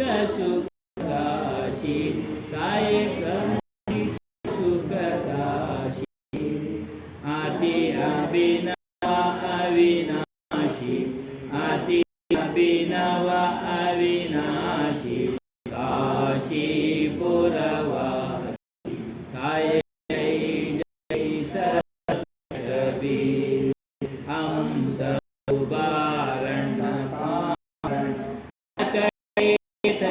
दारी साटे दारी पार करो पविहारी पार करो पविहारी अविचल अविहारी साहेब जय जय सत्य कबीर साहेब कबीर की आरती अगणित अगहारी साहेब अगणित अगहारी धर्मदास बलिहारी धर्मदास बलिहारी मंगलकारी साहेब जय जय सत्य कबीर बोलिए सत्यनामादि कबीर साहेब की जय सद्गुरु श्यामा साहेब की जय गुरु माता जी की जय सर्व संत की जय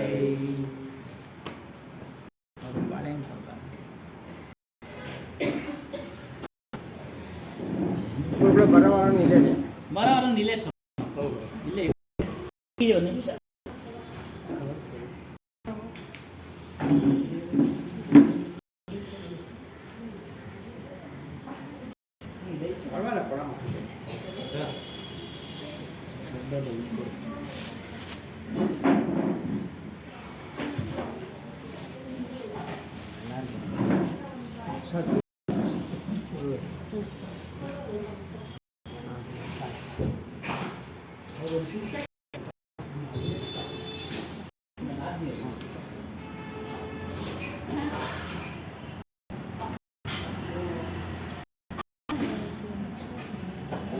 ಕೇಳಿದ್ರೆ ವ್ಯಾಪಾರ ಆಗ್ತಿದೆ ಇಲ್ಲಿ ಹೇಳಿದ್ರು